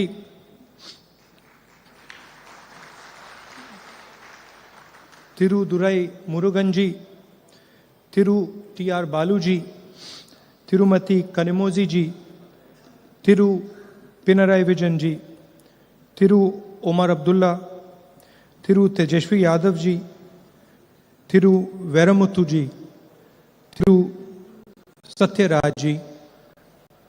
Friends, brothers and sisters, I'd like to welcome all of you here today. மரியாதைக்குரிய ஸ்டாலின் அவர்களே, துரைமுருகன் அவர்களே, டிஆர் பாலு அவர்களே, கனிமொழி அவர்களே, பினராயி விஜயன் அவர்களே, ஓமர் அப்துல்லா அவர்களே, தேஜஸ்வி அவர்களே, வைரமுத்து அவர்களே, சத்யராஜ் அவர்களே, நண்பர்களே, சகோதர சகோதரிகளே, உங்கள் அனைவருக்கும் வணக்கம். I'd like to congratulate my elder brother Stalin ji for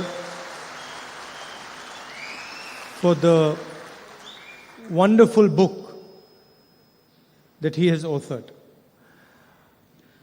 It's been a long struggle for him, many years of struggle, and I congratulate him on what he has done for the people of Tamil Nadu. நான் என்னுடைய அண்ணன் ஸ்டாலின் அவர்களை பாராட்ட விரும்புகின்றேன். ஒரு அருமையான புத்தகத்தை வழங்கியதற்காக. அவருடைய வாழ்க்கை நீண்ட நெடிய போராட்டம். பல ஆண்டுகள் அந்த போராட்டத்தை அவர் ஈடுபட்டதோடு தமிழ்நாட்டு மக்களுக்கு ஏராளமான நன்மைகள் செய்து வருவதற்காக நான் அவரை பாராட்ட கடமைப்பட்டிருக்கின்றேன். Yesterday, my mother called me and she has sent a letter to Stalinji. So she called me and she told me that it is Stalin's birthday tomorrow. And I said to my mother, I said, I know. I said, do you know how old Stalinji is? And my mother says, no. So I said, he's going to be 69 years old. And my mother said, that is impossible.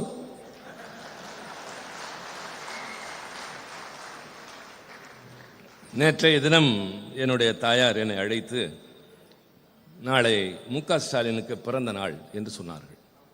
நான் எனக்கு தெரியும் என்று சொன்னேன். சொல்லிவிட்டு அவருக்கு எத்தனை வயது தெரியுமா என்று கேட்டேன். தெரியாது என்று சொன்னார்கள். 69 என்று சொன்னவுடன் சாத்தியமே இல்லை என்று என்னுடைய தாயார் சொன்னார்கள். So I said, how old do you think he is?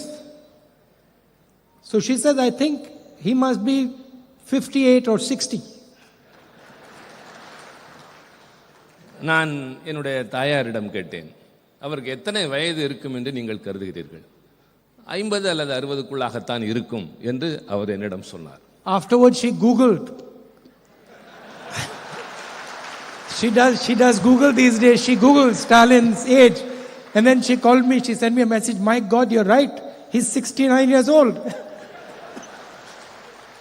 நான் அப்படி சொன்னவுடன் என்னுடைய தாயார் கூகுளிலே அந்த செய்தியை ஒப்பிட்டு பார்த்து ஆம் நீங்கள் சொன்னது சரிதான் என்று ஒத்துக்கொண்டார்கள். So I don't know if it's in the book, but if it isn't, he has to write another book telling us how he manages to look so young.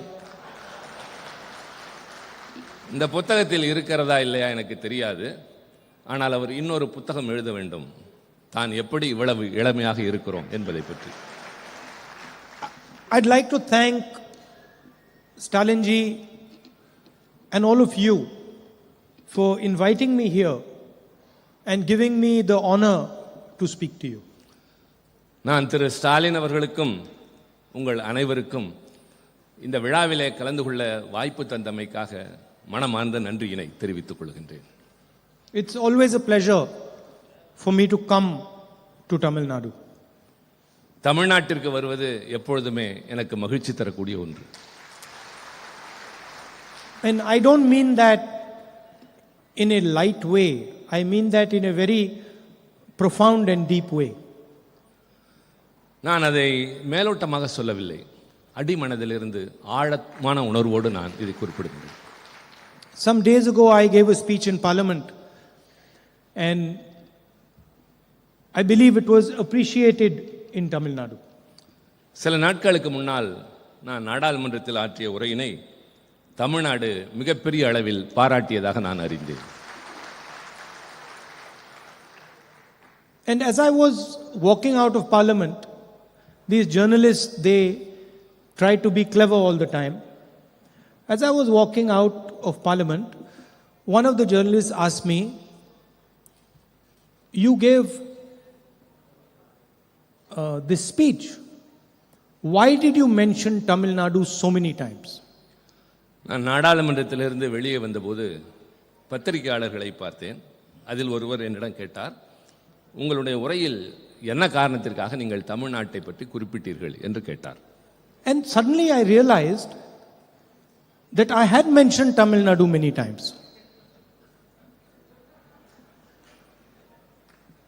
நான் பலமுறை அதை உணர்ந்திருக்கின்றேன், தமிழ்நாட்டின் மீது எனக்கு எந்த அளவிற்கு அன்பு இருக்கிறது என்பதை பற்றி. And as I was walking out, without realizing it, it came out of my mouth that, I'm Tamil. நான் வெளியே வருகிற போது என்னை அறியாமல் சொன்னேன், நான் தமிழ் என்று சொன்னேன். என்னை அறியாமல் அந்த வார்த்தை வந்தது. Then I got in the car and I was thinking, but why did you say that?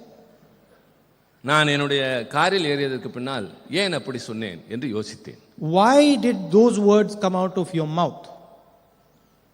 ஏன் அந்த வார்த்தைகள் உன்னுடைய வாயிலிருந்து வந்தன? You're not born in Tamil Nadu. நீங்கள் தமிழ்நாட்டில் பிறக்கவில்லை. You don't speak Tamil. நீங்கள் தமிழ் மொழியை பேசுவதில்லை. Tamil is a 3,000-year-old civilization. 3000 ஆண்டுகள் பழமையான நாகரிகமுடைய மொழி தமிழ் மொழி. You don't even begin to understand that civilization. அந்த நாகரிகத்தை பற்றி நீங்கள் இன்னும் தெரிந்து கொள்ளக்கூட முற்படவில்லை. How can you say you are Tamil? I ask myself. அதற்கு பின்னாலும் எப்படி நீங்கள் தமிழர் என்று சொல்லிக் கொள்கிறீர்கள் என்று எனக்கு நானே கேட்டுக்கொண்டேன். How have you given yourself the right to say that you are Tamil? நான் எப்படி அந்த உரிமையை அப்படி சொல்லுகின்ற அளவிற்கு எடுத்துக்கொண்டேன். And I was thinking this for some time in the car while I was driving home. நான் காரில் செல்கிற போது மீண்டும் தொடர்ந்து அதை பற்றியே யோசித்துக் கொண்டிருந்தேன். And then I realized why I said those words. பின்னர் நான் உணர்ந்தேன் ஏன் அந்த வார்த்தையை சொன்னேன் என்பது பற்றி. Because my blood is mixed with your soil.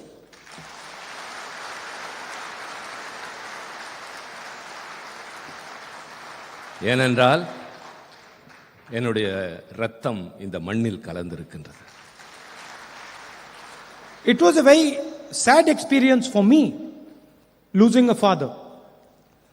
ஒரு தந்தை இழப்பது என்பது குறிப்பாக எனக்கு மிகப்பெரிய வேதனையான சோகமான அனுபவம் தான். Very difficult experience, but also an experience I learned from. நான் அந்த சோகமான அனுபவத்தை திருப்பி திருப்பி எண்ணி பார்க்கிறேன். And so I realized that I do have the right to call myself Tamil. நான் உணர்ந்தேன் என்னை தமிழன் என்று அழைத்துக் கொள்வதற்கான எல்லா உரிமைகளும் எனக்கு இருப்பதாக. Now what does it mean to be a Tamil? தமிழனாக இருப்பதனுடைய பொருள் என்ன? The first thing it means is when I come to this state, I come with humility. நான் முதலில் இந்த மண்ணுக்கு வருகிற போது பணிவான குணத்துடன் இங்கு வருகின்றேன். I come bowing my head to your tradition, to your history, to your language. உங்களுடைய வரலாற்றிற்கு பாரம்பரியத்திற்கு நான் தலைவணங்குகிறவனாகவே வருகின்றேன். And I come with a desire to understand your perspective. உங்களுடைய எல்லா விதமான பரிமாணங்களையும் உணர்ந்து கொள்ள வேண்டும் என்ற எண்ணத்தோடு தான் நான் ஒவ்வொரு முறையும் வருகின்றேன். In the speech I said, India is a union of states. நான் என்னுடைய நாடாளுமன்ற உரையில் பேசுகிற போது இந்தியா என்பது மாநிலங்களின் ஒன்றியம் என்று குறிப்பிட்டேன். So when we say state, what is a state? Where does it come from? நாம் மாநிலங்கள் என்று சொல்கிறோம் என்றால் அந்த சொல் எங்கிருந்து வந்தது? ஒரு மாநிலம் என்றால் என்ன? It starts from the land. மண்ணை பற்றியது. From the land come the people. மக்களிடமிருந்து அந்த மண்ணினுடைய தன்மை வருகிறது. From the people comes a voice. மக்களிடமிருந்து அவருடைய குரல் வெளிவருகின்றது. From the voice comes a language. அவருடைய குரலில் இருந்து அவருடைய மொழி வெளிவருகின்றது. From a language comes a culture. மொழியில இருந்து கலாச்சாரம் வருகின்றது. From a culture comes a history. கலாச்சாரத்திலிருந்து சரித்திரம் வருகின்றது. And from a history comes a state. பின்னர் வரலாற்றில் இருந்து மாநிலம் உருவாகின்றது. So when I say that India is a union of states, I am saying that the union of states come together to form India. நான் India என்பது மாநிலங்களின் ஒன்றியம் என்று சொல்லுகிற போது இது மாநிலங்களிலிருந்து தான் இந்தியா என்பதே வருகின்றது என்பதை நான் அழுத்தமாக சொன்னேன். Like letters form. எழுத்துக்கள் சேர்ந்து சொல்லாக மாறுகிறது. A word forms a sentence. வார்த்தைகள் சேர்ந்து வாக்கியமாக மாறுகிறது. And a sentences become a poem. வார்த்தைகள் ஒன்று சேர்ந்து வாக்கியமாக மாறி அந்த வாக்கியங்கள் ஒன்று சேர்ந்து கவிதையாக மாறுகின்றது. If you do not respect the letters, you do not respect the words, you do not respect the sentences, you cannot respect the entire poem. எழுத்துக்களை மதிக்கவில்லை என்றால், சொற்களை மதிக்கவில்லை என்றால், வாக்கியத்தை மதிக்கவில்லை என்றால் வேறு எதையும் மதிக்க முடியாது. So when the Prime Minister comes here and he tries to impose some other idea on the people of Tamil Nadu, when he does not understand that Tamil Nadu is just not two words. Tamil Nadu is 3,000 years. Tamil Nadu is the land. Tamil Nadu is the people. Tamil Nadu is the language. Tamil Nadu is the words. When he does not understand that, he insults this state and he insults our country. பிரதமர் இங்கு வருகிற போதெல்லாம் பொருள் புரியாமல் தமிழ்நாட்டை பற்றி பேசுகிறார். அது 3000 ஆண்டுகள் பழமையுள்ள ஒரு பாரம்பரியமான நாடு. அவர் சொற்களை புரிந்து கொள்வதில்லை, வாக்கியங்களை புரிந்து கொள்வதில்லை, மொழியை புரிந்து கொள்வதில்லை. பின்னர் எந்த அடிப்படையில் தமிழ்நாட்டை பற்றி அவர் பேசுகிறார்? How can you take away the voice of the people of Tamil Nadu and then say to the people of Tamil Nadu that I respect you? அவருடைய குரலை புரிந்து கொள்ள முடியாமல் நான் உங்களுக்காக பேசுகிறேன் என்று எப்படி அவர் சொல்ல முடியும்? When the people of Tamil Nadu repeatedly ask you and want to talk to you about NEET and you don't answer them, what type of respect is that? அவர்கள் திருப்பி திருப்பி கேட்கிற எதையுமே உணர்ந்து கொள்ளாமல் நீங்கள் பேசுகிற போது அவர்கள் மீது என்ன மரியாதை வைத்திருக்கிறீர்கள்? When the voice of Tamil Nadu says the GST is unfair, the GST harms productive states, and you do not respond, who are you disrespecting? தமிழ்நாட்டு மக்கள் ஒட்டுமொத்தமாக ஜிஎஸ்டி என்பது நியாயமற்றது, அது எங்களுக்கு பாதகம் ஏற்படுத்துகிறது என்று சொல்வதை புரிந்து கொள்ளாமல் நீங்கள் அவர்களை அவமதிக்கிறீர்கள். And I said in Parliament, they do not understand the history of Tamil Nadu, they do not understand the history of this nation. நான் நாடாளுமன்றத்தில் பேசுகிற போது சொன்னேன், அவர்கள் தமிழ்நாட்டினுடைய வரலாற்றையும் தெரிந்து கொள்வதில்லை, இந்த நாட்டினுடைய வரலாற்றையும் தெரிந்து கொள்ளவில்லை. In 3,000 years, nobody has been able to impose anything on the Tamil people. கடந்த 3000 ஆண்டுகளில் தமிழ்நாட்டின் மீது யாராலும் எதையும் திணிக்க முடிந்ததில்லை. And in 3000 years from today, nobody will be able to impose anything on the Tamil people. 3000 ஆண்டுகளாக தொடர்ந்து இன்று வரை யாராலும் எதையும் தமிழ்நாட்டின் மீது திணிக்க முடியவில்லை. But I have experience of the Tamil people. ஆனால் எனக்கு தமிழ்நாட்டு மக்களை பற்றிய அனுபவம் இருக்கின்றது. You talk to them with love and affection, you can get anything out of them. அவரிடம் அன்போடும் அக்கறையோடும் பேசினால் அவரிடமிருந்து எதையும் நீங்கள் பெறலாம். You come here, you respect their culture, their language, you try to learn from them, they will give you nothing but love in return. நீங்கள் இங்கு வாருங்கள், வந்து அவருடைய கலாச்சாரத்தை, பாரம்பரியத்தை, மொழியை பற்றி புரிந்து கொள்ளுங்கள். அவர்கள் அதற்கு பதிலாக அன்பையும் பரிவையும் உங்கள் மீது வாரி வழங்குவார். It's a misunderstanding that the Prime Minister has. பிரதமருக்கு இருப்பது சரியாக புரிந்து கொள்ளாத ஒரு தன்மை. And it is a misunderstanding that applies to all states of our union. கிட்டத்தட்ட இந்த நாட்டில் இருக்கிற எல்லா மாநிலங்களை பற்றியும் அவருக்கு இப்படித்தான் ஒரு புரிந்து கொள்ளாத தன்மை இருக்கின்றது. My friend and colleague Omar spoke wonderfully today. என்னுடைய நண்பரும் சகாவுமான ஓமர் இங்கே மிக அழகாக பேசினார். And he said probably the most important thing that was to be said today.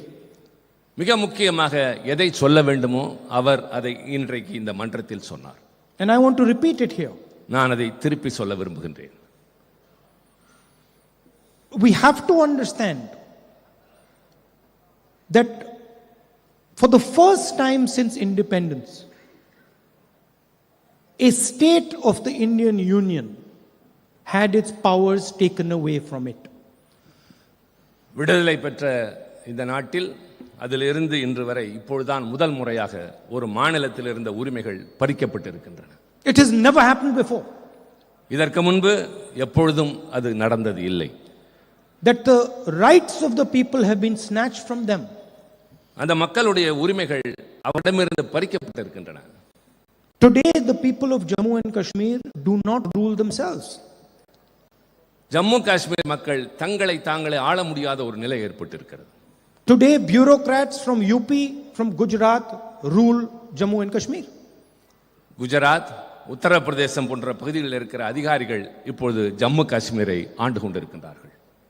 And that is the extreme what they have done to Jammu and Kashmir. இது ஜம்மு காஷ்மீருக்கு அவர்கள் இழைத்திருக்கிற மிகப்பெரிய அநீதி. In Punjab they have unilaterally taken land away from Punjab and given it to the BSF. பஞ்சாபில் இருக்கின்ற hundreds of kilometers of land. பஞ்சாபில் இருக்கிற நூற்றுக்கணக்கான மைல்கள் இடத்தை எடுத்து எல்லை பாதுகாப்பு படையினரும் அவர்களே கொடுத்திருக்கின்றார்கள். Without any question, without any discussion. யாரிடமும் எதை பற்றியும் கலந்து பேசவில்லை. And they do the same to Tamil Nadu. அதேதான் தமிழ்நாட்டுக்கும் அவர்கள் செய்கிறார்கள். We always speak about unity from diversity. நாம் வேற்றுமையில் ஒற்றுமையை பற்றி மிகச் சிறப்பாக பேசுகிறோம்.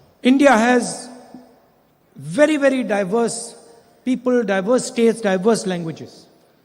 இந்தியா என்கின்ற இந்த நாடு பல்வேறு மொழிகளையும் பல்வேறு கலாச்சாரங்களையும் கொண்ட ஒரு நாடு. And historically, India has taken advantage of this diversity. வரலாற்று ரீதியாக இந்த வேற்றுமையின் காரணமாக இந்தியாவிற்கு பல அனுகூலங்கள் கிடைத்திருக்கின்றன. It's our biggest strength. இது இந்தியாவினுடைய பலம். I learned from the people of Tamil Nadu. அது தமிழ்நாட்டு மக்களிடமிருந்து தெரிந்து கொள்ள வேண்டும். Tamil Nadu learns from the people of UP. Tamil Nadu learns from the people of Maharashtra. We learn from each other. Tamil Nadu உத்தரப்பிரதேசத்து மக்களிடமிருந்து கற்றுக்கொள்கிறது. தமிழ்நாடு ஹரியானா மாநிலத்திலிருந்து கற்றுக்கொள்கிறது. ஒவ்வொருவரிடமிருந்தும் ஒவ்வொருவரும் ஏதாவது கற்றுக்கொள்கிறோம். We respect each other. நாம் ஒவ்வொருவரை மற்றொருவர் மதிக்கிறோம். So our vision is unity from diversity. எங்களுடைய ஒட்டுமொத்தமான கருத்து வேற்றுமையில் ஒற்றுமை. And their vision is unity through conformity. Through conformity. அவர்கள் சொல்வது நாம் சொல்வதும் இதுதான். ஒரு உறுதியான வகையிலே தான் இந்த ஒற்றுமையை நிலைநிறுத்த முடியும். You will conform to what we have to say. நாங்கள் எதை சொல்கிறோமோ அதைத்தான் நீங்கள் உறுதிப்படுத்த வேண்டும். But who gave you the right? யார் அந்த உரிமையை தருவது? Who are you to decide what India should be? நீங்கள் யார் இந்தியா எப்படி இருக்க வேண்டும் என்று தீர்மானிப்பதற்கு? Why can't the people of India decide what India should be? ஏன் இந்திய நாட்டு மக்கள் இந்தியா எப்படி இருக்க வேண்டும் என்று தீர்மானிக்க கூடாது? Who has given you this honor? Why? உங்களுக்கு யார் அந்த அதிகாரத்தை கொடுத்தது? So this is the central fight in our country today. இதுதான் இன்றைக்கு இருக்கிற முக்கியமான மைய பிரச்சனை இந்த நாட்டை பொறுத்தவரை. The voice of our people is represented in our institutions. நம்முடைய அமைப்பில் மக்களுடைய குரல் தான் எதிரொலிக்க வேண்டும். And systematically the voice of our people is being attacked. ஆனால் தொடர்ச்சியாக திட்டமிட்டு மக்களுடைய உரிமைகளும் உணர்வுகளும் நசுக்கப்படுகின்றன. The judiciary, the election commission, the media, systematically one by one these things are being attacked. நீதித்துறை, தேர்தல் ஆணையம், பத்திரிகை துறை எல்லாம் தொடர்ச்சியாக திட்டமிட்டு நசுக்கப்படுகின்றன. But the BJP should not be under any illusions. We know how to fight them. We are going to fight them. We are going to defeat them. Bharatiya Janata எந்த கற்பனையான உலகத்திலும் வாழ வேண்டாம். அவர்களை எப்படி யுத்தம் செய்வது, எப்படி அவர்களை எதிர்கொள்வது என்பது எங்களுக்கு தெரியும். Because they are fighting history. They are fighting tradition. ஏனென்றால் அவர்கள் வரலாற்றை எதிர்த்து போரிடுகிறார்கள். And they cannot defeat it. அவர்கள் பாரம்பரியத்தை எதிர்த்து போரிட்டுக் கொண்டிருக்கிறார்கள். அது அவர்களால் முடியாது. தோற்றுக்கொண்டே தான் இருப்பார்கள். Once again, it's a honor for me to come here and say these words to you. மீண்டும் ஒரு முறை உங்கள் முன்னால் நான் வந்து பேசுவதற்கு நான் பெரும் மகிழ்ச்சி அடைகின்றேன். மதிப்பளித்ததாக நான் உணர்கின்றேன். I'd like to conclude by wishing Brother Stalin a very happy birthday tomorrow. என்னுடைய உரையினை திரு ஸ்டாலின் அவர்களுக்கு என்னுடைய உளமார்ந்த பிறந்தநாள் வாழ்த்துக்களை தெரிவித்துக் கொண்டு, And I've noticed he's trimmed down a lot. நான் கவனித்தேன், முன்னை விட அவர் இன்னும் இளமையாக இப்போது தோற்றமளிக்கின்றார். So he should eat properly the cake tomorrow. அதனால் நாளை அவர் பிறந்த நாள் கேக்கை சரியாகவே சாப்பிட வேண்டும். Thank you. நன்றி, வணக்கம். We wholeheartedly thank you, India's most dynamic leader, for your presence and special address. நன்றி நவல்தல் தமிழருக்கு நிகர் தமிழரே என்பதை மீண்டும் நிரூபிக்க விழாவில் பங்கேற்ற மற்றவர்களுக்கும் நிறைவு பரிசு வழங்கப்படுகிறது. பீகார் சட்டமன்ற எதிர்க்கட்சித் தலைவர் திரு தேஜஸ்வி அவர்களுக்கு நினைவு பரிசு வழங்கப்படுகிறது.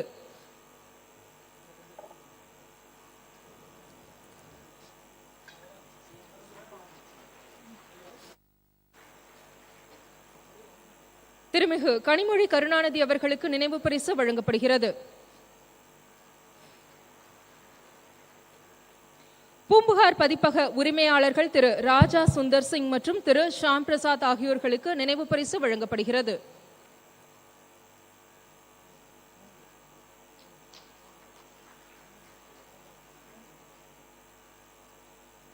நூல் ஆக்கத்திற்கு உறுதுணையாய் இருந்தவர்களுக்கும் நினைவு பரிசு வழங்கப்பட உள்ளது. திரு ப. திருமாவேலன், கலைஞர் செய்திகள் தொலைக்காட்சி செய்தி பிரிவு தலைவர் அவர்களுக்கு மாண்புமிகு முதலமைச்சர் அவர்கள் நினைவு பரிசு வழங்கி மகிழ்கிறார். திரு இரா தினேஷ்குமார், முதலமைச்சரின் தனிச் செயலாளர் அவர்களுக்கு நினைவு பரிசு வழங்கப்படுகிறது.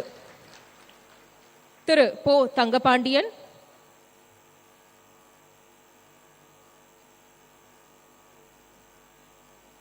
வடிவமைப்பாளர் திரு தமிழரசு அவர்களுக்கு நினைவு பரிசு வழங்கப்படுகிறது. ஓவியர் திரு தமிழ் அவர்களுக்கு நினைவு பரிசு வழங்கப்படுகிறது. நம் ஒப்பற்ற தலைவர் திராவிட மாடல் மாண்புமிகு தமிழ்நாடு முதலமைச்சர் அவர்களை ஏற்புரையும் நன்றியுரையும் ஆற்றிட பேரன்புடன் அழைக்கிறோம். முன்னதாக பூம்புகார் பதிப்பகத்தின் சார்பில் மாண்புமிகு முதலமைச்சர் அவர்களுக்கு நினைவு பரிசு வழங்கப்படுகிறது.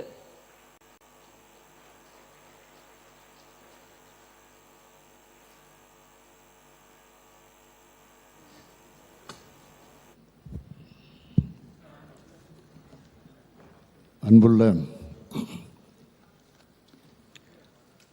உங்களில் ஒருவன் நூல் வெளியீட்டு விழா நிகழ்ச்சியினுடைய தலைவர், கழகத்தினுடைய பொதுச் செயலாளர், நீர்வளத்துறை அமைச்சர் மாண்புமிகு அண்ணன் துரைமுருகன் அவர்களே, நூலினை வெளியிட்டு இந்த நிகழ்ச்சிக்கு சிறப்பையும், அதே நேரத்தில் நாளை தினம் என்னுடைய பிறந்த நாள், அதற்கு உரிய வாழ்த்தும் எடுத்து சொல்லி உரையாற்றி அமர்ந்திருக்கக்கூடிய என்னுடைய அன்பிற்கினிய அருமை சகோதரர் திரு ராகுல் காந்தி அவர்களே, வாழ்த்துறை வழங்கியிருக்கக்கூடிய கேரள மாநிலத்தினுடைய முதலமைச்சர் மாண்புமிகு பினராயி விஜயன் அவர்களே, முன்னிலை வைத்துக் கொண்டிருக்கக்கூடிய கழகத்தினுடைய பொருளாளர், நாடாளுமன்ற கழக குழுவினுடைய தலைவர், என்னுடைய இனிய நண்பர் டி.ஆர். பாலு அவர்களே, வருகை தந்து வாழ்த்துறை ஆற்றியிருக்கக்கூடிய ஜம்மு காஷ்மீர் மாநிலத்தினுடைய முன்னாள் முதலமைச்சர் உமர் அப்துல்லா அவர்களே, பீகார் மாநிலத்தினுடைய எதிர்க்கட்சி தலைவர் தேஜஸ்வி அவர்களே, மதிப்புமிகு கவி பேரரசு வைரமுத்து அவர்களே, பாசமுள்ள சகோதரர் மானமிகு நடிகர் சத்யராஜ் அவர்களே,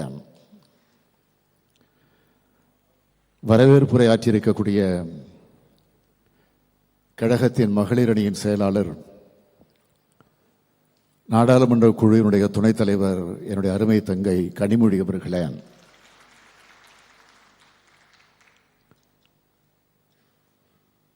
வந்திருக்கக்கூடிய சிறப்பு விருந்தினருக்கெல்லாம் சால்வை அணிவித்து பெருமைப்படுத்தி இருக்கக்கூடிய இளைஞரணியின் செயலாளர் தம்பி உதயநிதி ஸ்டாலின் அவர்களே, இந்த நூலினை அழகோடு அச்சிட்டு வழங்கியிருக்கக்கூடிய பூம்புகார் பதிப்பகத்தினுடைய உரிமையாளர்கள் ராஜா சுந்தர் சிங் அவர்களே, ஷாம் பிரசாத் அவர்களே, மாண்புமிகு தமிழக அமைச்சர் பெருமக்களே, பல்வேறு பொறுப்புகளை ஏற்று ஆண்டோர்களாக சான்றோர்களாக விளங்கிக் கொண்டிருக்கக்கூடிய பெரியோர்களே, தாய்மார்களே, நம்முடைய தாய் கழகமாம் திராவிட கழகத்தினுடைய தலைவர் ஐயா ஆசிரியர் உள்ளிட்ட பல்வேறு கட்சிகளை சார்ந்திருக்கக்கூடிய தலைவர் பெருமக்களே, பெரியோர்களே, தாய்மார்களே, பாசத்திற்குரிய பத்திரிகையாளர்களே, என் உயிரோடு கலந்திருக்கக்கூடிய தலைவர் கலைஞர் அவர்களின் உயிரினும் உயிரான அன்பு உடன்பிறப்புகளே, உங்கள் அனைவருக்கும் என்னுடைய அன்பான வணக்கம். முத்தமிழறிஞர் தலைவர் கலைஞர் அவருடைய நிறைவுக்கு பிறகு கோடிக்கணக்கான திராவிட முன்னேற்ற கழகத்தினுடைய உடன்பிறப்புகளின் தலைவனாக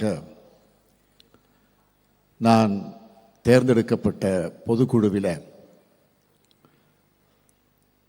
பேசுகிற பொழுது குறிப்பிட்டு சொன்னேன், கலைஞர் அவர்களைப் போல எனக்கு எழுத தெரியாது, கலைஞர் அவர்களைப் போல எனக்கு பேசவும் தெரியாது, ஆனால் அனைத்தையும் நான் முயன்று பார்ப்பேன் என்று அப்போ குறிப்பிட்டேன். அப்படி நான் செய்த முயற்சி தான் இந்த புத்தகம். திராவிட முன்னேற்ற கழகத்துடைய தலைவர் என்ற பெருமையால் அல்ல, இந்த தமிழ்நாட்டினுடைய முதலமைச்சர் என்கிற அந்த கர்வத்தால் அல்ல, எப்பொழுதும் என்றென்றும் எந்த சூழலிலும் எந்த பொறுப்பில் இருந்தாலும் உங்களில் ஒருவனாகத்தான் நான் இருக்க வேண்டும்.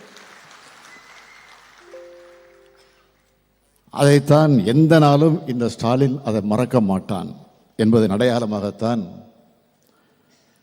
எனது வாழ்க்கை வரலாற்று நூலுக்கு உங்களில் ஒருவன் என்ற பெயரை நான் சூட்டியிருக்கிறேன். நீங்கள் அனைவரும் உங்களை விட உயரமான இடத்துல கொண்டு போய் என்ன உட்கார வச்சாலும் நான் என்றுமே உங்களின் ஒருவன் தான். முத்தமிழறிஞர் தலைவர் கலைஞர் அவருடைய மகனாக என்னை கழகத்தவர்கள் முதலாக நினைச்ச போவோம் உங்களின் ஒருவன் தான் நான் கழகத்தவரோடு அவர்களுடைய ஒருவராக நான் செயல்பட்டு கொண்டிருக்கிறேன். இளைஞரணியின் செயலாளராக பொறுப்புக்கு வந்தப்போவும் உங்களின் ஒருவனாகத்தான் நான் செயல்பட்டேன். கழகத்தினுடைய பொருளாளராக பொறுப்பேற்ற போதும் அப்படித்தான் செயல்பட்டேன். அமைச்சரான போவோம், துணை முதலமைச்சராக இருந்த போவோம் அப்படித்தான் நான் செயல்பட்டேன். ஏன் இப்பொழுது கழகத்தினுடைய தலைவராக ஆன பிறகும் இப்போ முதலமைச்சராக ஆன பிறகும் அப்படித்தான் செயல்பட்டுக் கொண்டிருப்பேன். எனது வாழ்நாள் முழுக்க உங்களில் ஒருவனாகத்தான் நான் செயல்படுவேன்னு இப்போ ஒரு உறுதியை உங்களிடத்தில் நான் சொல்லுகிறேன். எனக்கு திரும்ப திரும்ப நினைவுக்கு வரக்கூடிய சொற்கள் பேரறிஞர் அண்ணா சொன்ன சொல் தான். மக்களிடம் செல், மக்களோடு சேர்ந்து வாழ். சென்னை மாநகரத்தினுடைய மேயராக நான் பொறுப்பேற்ற நேரத்தில் அப்பொழுது நான் ஒரு வார்த்தையை எழுதினேன். பதவின்னு ஒரு வார்த்தையை சொன்னேன். அந்த வார்த்தையை தலைவர் கலைஞர் அவர்கள் மாற்றினார்.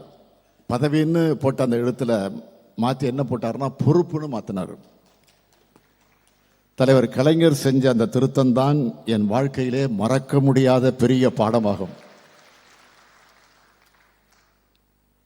அந்த பொறுப்பில் எத்தனை உயர் பொறுப்புக்கு நான் வந்தாலும் என்றைக்கு நான் உங்களில் ஒருவன் தான். உங்களின் ஒருவனான எனது அனுபவங்களில் சிலவற்றை இந்த சமுதாயத்திற்கு சொல்லியாகணும் என்கிற அந்த காரணமாக அதை நான் கடமையாக கருதி அப்பப்போ சின்ன சின்ன பகுதிகளாக நான் எழுதி வைத்திருந்த பதிவுகளை அதை ஒட்டுமொத்தமாக தொகுத்திருக்கக்கூடிய புத்தகம் தான் இந்த புத்தகம். இதனை வாசிக்கிறது மூலமா உங்களின் ஒருவனா நான் எப்படி முளைச்சேன்னு முதலாக நீங்க தெரிஞ்சுக்க போறீங்க. என்னுடைய 23 வயது வரையிலான வாழ்க்கை தான் இந்த புத்தகம். 1953 மார்ச் 1 நான் பிறந்தேன். அதாவது நாளை நான் பிறந்த நாள் கொண்டாட போறேன். நாளைக்கு என்னுடைய பிறந்த நாள். இன்றைய தினம் பிப்ரவரி 28. எனது பிறந்த நாளுக்கு ஒரு நாள் முன்னதாக இந்த புத்தகம் பிறக்குது. 1976 பிப்ரவரி 1 அன்று விசா சட்டத்தின் கீழ் நான் கைது செய்யப்பட்டு சென்னை சிறையில் அடைக்கப்பட்டேன். இதுக்கு இடைப்பட்டிருக்கக்கூடிய ஆண்டுகளில் நடந்த வரலாற்று சுவடுகள் தான் இந்த புத்தகம். எந்த ஒரு மனிதருக்கும் முதல் 25 வயது வரையில காலகட்டம் என்பது மிக மிக முக்கியமான காலகட்டமாகும். அவரது எதிர்கால வாழ்க்கையை தீர்மானிக்கிறது அந்த வயசு தான். அவர் என்னவாக ஆக போறாங்கிறத தீர்மானிக்கிறதும் அந்த வயசு தான். 8 மனித வாழ்க்கை பிரச்சனை அதை பற்றி எழுதின நம்முடைய கவி பேரரசு வைரமுத்தவர்களுக்கு இது நல்லா தெரியும். விளையும் பயிர் முளையிலேயே தெரியும்னு சொல்லுவாங்க. ஆமாம், நான் அரசியல் பயிராகத்தான் வளர்ந்தேன் என்பதை இந்த புத்தகத்தை படிப்பதன் மூலமாக நீங்கள் தெரிந்து கொள்ளலாம். 1996 சென்னை மாநகரத்தினுடைய மேயராக நான் பொறுப்பேற்ற போது பத்திரிகையாளர்களில் ஒருவர் ஒரு கேள்வி என்னிடத்தில் கேட்டார். அரசியலுக்கு வராமல் போயிருந்தா நீங்க என்ன ஆகியிருப்பீங்க அப்படின்னு ஒரு கேள்வியை கேட்டார். நான் உடனே சொன்னேன், நான் அரசியலில் தான் இருந்திருப்பேன் அப்படின்னு பதிலுக்கு சொன்னேன். அரசியல் என்பது என்னுடைய ரத்தத்தில் இருந்தது. பள்ளிக்கு போனாலும் சரி, கல்லூரிக்கு போனாலும் சரி, என் மனதில், மூளையில், சிந்தனையில், செயலில் கழகம் கழகம் கழகம் என்பதுதான் இருந்தது என்பதை இந்த புத்தகத்தை நீங்கள் வாசிக்கிற போது நிச்சயமாக நீங்கள் உணரலாம். பிற்காலத்தில் தான் என்னவாக போகிறோம், மிக மிக மிக மிக சிறிய வயசிலேயே அதை தீர்மானிச்சுட்டா அதிலிருந்து இம்மி அளவும் விலகாம பயணிச்சா அந்த இலக்கை நிச்சயம் அடைஞ்சே தீர்வாங்க என்பதற்கு அடையாளம்தான் நான் என்பதை இங்கே பதிவு செய்கிறேன். அப்படிப்பட்ட அடையாளங்களுடைய தொகுப்பு தான் இந்த புத்தகம். அந்த இலக்கை அடையறதுக்கு நான் எந்த சாகசங்களும் செய்யல. அப்படி சாகசங்கள் செய்ய வேண்டிய அவசியமும் எனக்கு ஏற்படலை. நான் என்னுடைய இயல்புல இருந்தேன். என்னுடைய இயல்பை என்னை இந்த இடத்துல கொண்டு வந்து நிறுத்தி இருக்கு. தலைவர் கலைஞர் அவர்கள் ஒரு முறை சொன்னார்,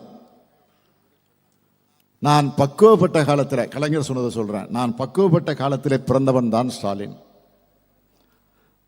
அது அவனது இயல்பிலேயே தெரியும்னு சொன்னார். அப்படிப்பட்ட பக்குவம் சின்ன வயசிலேயே எனக்கு இருந்ததுங்கிறத இந்த புத்தகத்தின் மூலமாக நீங்கள் அறிந்து கொள்ள முடியும். பிறக்கும் போதே ஒரு தலைவருக்கு மகனாக பிறந்ததும் அதுக்கு ஒரு வகையில் காரணமாக கூட இருக்கலாம். சின்ன வயசில் நான் பார்த்த அரசியல் நெருக்கடிகள், கைதுகள், போராட்ட காட்சிகள் இதுக்கு காரணமாக கூட இருக்கலாம். சாதாரணமாக ஒரு இளைஞனின் வாழ்க்கையில் நடக்காத, பார்க்காத, கேள்விப்படாத காட்சிகள் எல்லாம் என்னுடைய வாழ்க்கையில் நடந்தும் இருக்கிறது. அதுவும் காரணமாக இருக்கலாம். நான் 5 மாத குழந்தையாக இருந்தப்போ தலைவர் கலைஞர் அவர்கள் திருச்சி சிறையில் இருந்தார். என்ன கை குழந்தையா தூக்கிக்கிட்டு என்னுடைய தாயார் தயாளம்மாள் அவர்கள் திருச்சி சிறைக்கு கொண்டு போய் கலைஞரிடத்தில் காட்டினாங்க. நான் 12 வயசு பையனாக இருந்தப்போ மொழி போராட்டத்தில் ஈடுபட்டதுக்காக தேச பாதுகாப்பு சட்டப்படி தலைவர் கலைஞர் அவர்கள் கைது செய்யப்படுகிறார். நம்முடைய மதிப்பிற்குரிய அண்ணன் முரசொலி மாறன் அவர்கள் அவரும் அப்போ கைது செய்யப்படுகிறார். கல்லூரி படிக்கிற காலத்தில் தான் நான் மிசாவில் கைதானேன். கோபாலபுரம் வீட்டினுடைய அறையாகத்தான் சிறை இருந்துச்சு. அதுதான் என்ன செதுக்கியது. கோபாலபுரம் வீடு என்பது தமிழ்நாட்டினுடைய நிரந்தர அரச சபை. அது கோபாலபுரம் வீடு திராவிட இயக்கத்தினுடைய திருச்சபை. திரையுலக கலைஞர்களுக்கு அது கலைச்சபை, இலக்கியவாதிகளுக்கு அது சிந்தனை சபை. மொத்தத்தில் எங்களுடைய உயிர் சபை அதுதான். அந்த உயிர் சபை தான் என்னை உருவாக்குச்சு. அந்த வீடு என்னை வளர்த்தது, ஆளாக்கியது, பக்குவப்படுத்தியது, பண்படுத்தியது, பல்வேறு பொறுப்புகளுக்கு என்னை தகுதி படைத்திருக்கிறது. அந்த வகையில் பார்த்தா இந்த புத்தகம் அந்த வீட்டினுடைய வரலாறு. பள்ளி பருவத்தில் கழக பாடம் படித்த வரலாறு, பாட புத்தகங்களோடு முரசொலி படித்த வரலாறு, கல்லூரி காலத்தில் அரிதாரம் பூசி முரசே முழுங்கு நாடகம் போட்ட வரலாறு, படித்து முடித்து பணிக்கு போக விரும்பாம மொழி காப்பதற்காக உயிரை தர தயார்னு முழங்கின வரலாறு, திரையுலகிலே கால் பதித்த வரலாறு, 23 வயசுல துர்காவை கரம் பிடிச்ச வரலாறு, திருமணமான காலத்தில் 5 மாத காலத்தில் சிறைபிடிக்கப்பட்ட வரலாறு. இப்படி எல்லா திருப்பங்களையும் 23 வயதுக்குள்ள பார்த்தவன் தான் நான். அதைத்தான் இந்த புத்தகத்தை நான் எழுதியிருக்கிறேன். தலைவர் கலைஞர் அவர்கள் உட்கார்ந்த நாற்காலியிலே நான் உட்காருவேன்னு நினைச்சு கூட பார்த்தது கிடையாது. முதல்வராக இருந்த அண்ணா அவர்கள் அவருடைய காரை அனுப்பி என்னை அழைச்சிட்டு வர சொன்னார். நானும் ஒரு காலத்தில் அந்த நாற்காலியில் உட்காருவேன் என்று அப்போ நினைக்கவே இல்லை. பள்ளிக்கூடத்தில் படித்து கொண்டிருந்த மாணவனாக அண்ணாவினுடைய பிறந்த நாளை நடத்தினப்போ அதில் பல நிகழ்ச்சிகளுக்கு நான் துரைமுருகனை அழைச்சிட்டு வந்து பேச்சாளராக மேடையில் நிற்க வச்சு பேச வச்சு அழகு பார்த்தவண்ணா. அவர் இன்றைக்கு கழகத்தின் பொதுச் செயலாளர், நான் இன்றைக்கு இந்த கழகத்தினுடைய தலைவர். 1953 நான் பிறந்தப்போ குலக்கல்வியை எதிர்த்து போராடணும். இன்று நீட் தேர்வு எதிர்த்து போராடிட்டு இருக்கிறோம். பள்ளி மாணவனாக நான் இருந்தப்போ இந்திய எதிர்ப்பு போராட்டம் நடந்துடும். இன்று இந்திய ஆதிக்கத்தை இன்றைக்கு நாம் எதிர்த்து கொண்டிருக்கிறோம். 1971 அண்ணா விழாவை நான் நடத்தியப்போ 3 மாநிலத்துடைய அமைச்சர்களை வரவழைச்சு அதில் பங்கேற்க வச்சு மாநில சுயாட்சிக்காக குரல் கொடுத்தோம். இன்றும் அதுக்கு முழங்கிட்டு இருக்கோம். இப்படியே சொல்லிக்கிட்டே போகலாம். புத்தகத்தில் இருக்கிறது அதிகம் சொல்லிவிடக்கூடாதுங்கிறதெல்லாம் நான் இதோடு நிறுத்திக்கிறேன். ஏன்னா நீங்கள் காசு கொடுத்து வாங்கி படிக்கணும். இந்த புத்தகத்தில் நான் மட்டும் இல்லை, நூற்றுக்கணக்கான மனிதர்களுடைய முகங்கள் அந்த புத்தகத்தில் இருக்கு. படிக்கிறப்போ உணர்வீங்க. நினைவில் இருக்கக்கூடிய பெயர்களைத்தான் நான் குறிப்பிட்டிருக்கிறேன். என் கூட பயணப்பட்ட மனிதர்கள், எனக்கு துணையாக வந்தவங்க, கூட்டம் ரொம்ப பெருசு. நான் தனி மனிதன் இல்லை, ஒரு கூட்டம் என்பதை இதன் மூலமாக நான் சொல்லியிருக்கிறேன். இது கொள்கை கூட்டம் என்பதையும் நீங்கள் அறிந்து கொள்ள முடியும். பொது வாழ்வை பூங்காவாக நான் எப்பவும் கருதுனதில்லை. அது புயலை எதிர்த்து நிற்பதாகத்தான் அப்பவும் இருந்திருக்கு, இப்பவும் இருக்கு. அதுக்கு காரணம் எனது குறிக்கோள் என்பது எப்போதுமே பதவியா பொறுப்பா மட்டும் இருந்ததில்லை, கொள்கையாக இருந்துச்சு. சுயமரியாதை கொள்கைகளே தந்தை பெரியார், இன எழுச்சிகளே பேரறிஞர் அண்ணா, இயக்கத்தை வழிநடத்துவதிலே நம்முடைய முத்தமிழறிஞர் தலைவர் கலைஞர், மொழி உரிமையிலே நம்முடைய இனமான பேராசிரியர், இந்த நால்வரின் நிழற்குடையில் தான் நான் நின்று கொண்டிருக்கிறேன். இவர்கள்தான் என்னை செதுக்கிய சிற்பிகள். இந்த நால்வரும் தனி மனிதர்கள் அல்ல, அது தத்துவத்தினுடைய அடையாளங்கள். அத்தகைய தத்துவத்தினுடைய அடையாளமாகவே நான் இருக்க விரும்புகிறேன்.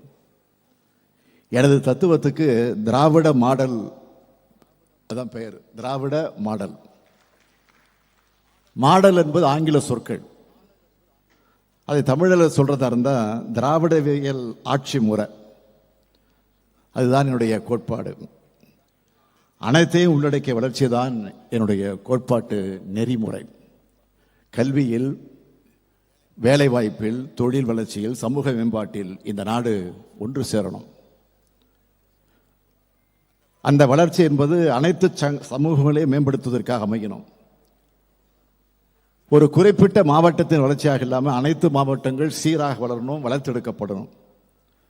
பால் பேதமற்ற, இரத்த பேதமற்ற சமூகமாக நமது சமூக மனோபாவம் மாறணும். எல்லாருக்கும் எல்லாம் என்பதே இந்த திராவிடர்களுடைய கோட்பாடாகும். அனைத்து தேசிய இனங்களும் சரிநிகர் உரிமை தரப்படும் என்பதுதான் திராவிடவியலுடைய கோட்பாடு. இந்தியா என்பது மாநிலங்களின் ஒன்றியமாகும். அதைத்தான் அரசியலமைப்பு சட்டமும் சொல்கிறது. அனைத்து மாநிலங்களும் அதிக அதிகாரம் கொண்ட சுயாட்சித்தன்மை கொண்டதாக இருக்கணும். இந்த மாநிலங்களின் ஒன்றியமான இந்திய அரசானது கூட்டாட்சி முறைப்படி செயல்படும் என்பதுதான் திராவிடவியல் கோட்பாடு. இந்த திராவிடவியல் கோட்பாட்டை தமிழகத்தில் மட்டுமல்ல, இந்தியா முழுமைக்கு எடுத்து சொல்லணும் தான் திரு ராகுல் காந்தி அவர்களும், மாண்புமிகு முதல்வராக இருக்கக்கூடிய பினராயி விஜயன் அவர்களும், உமர் அப்துல்லா அவர்களும், தேஜஸ்வி அவர்களும் இங்கே அந்த உணர்வோடு தான் அழைக்கப்பட்டிருக்கிறாங்க. இந்திய நாடாளுமன்றத்தினுடைய மைய மண்டபத்திலே நின்று நம்முடைய அருமை சகோதரர் ராகுல் காந்தி அவர்கள் ஒன்றை குறிப்பிட்டு சொன்னார். இன்றைக்கும் என்னுடைய செவிகளில் ஒலித்துக் கொண்டிருக்கிறது.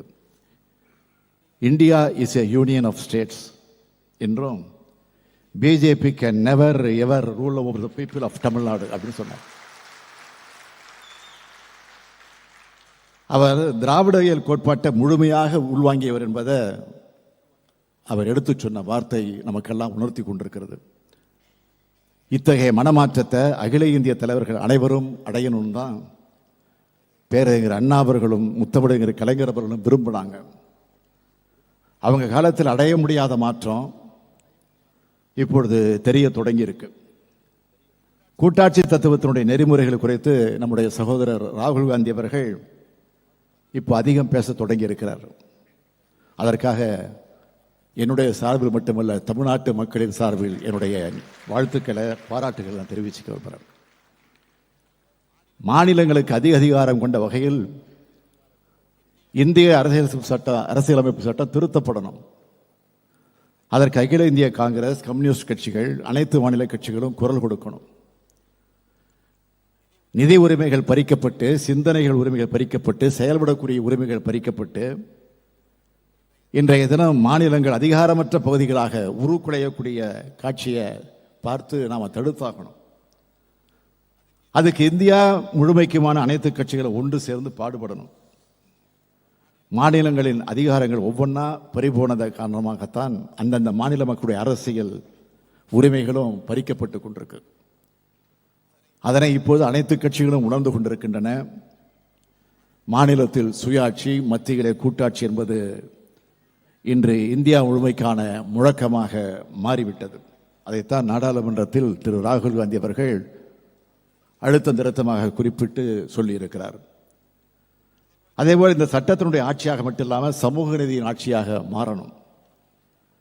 இதற்காக அகில இந்திய அளவிலான சமூக நீதி கூட்டமைப்பை திராவிட முன்னேற்ற கழகத்தின் சார்பிலே உருவாக்கி அனைத்து அகில இந்திய கட்சிகளுக்கு நான் அழைப்பு விடுத்திருக்கிறேன்.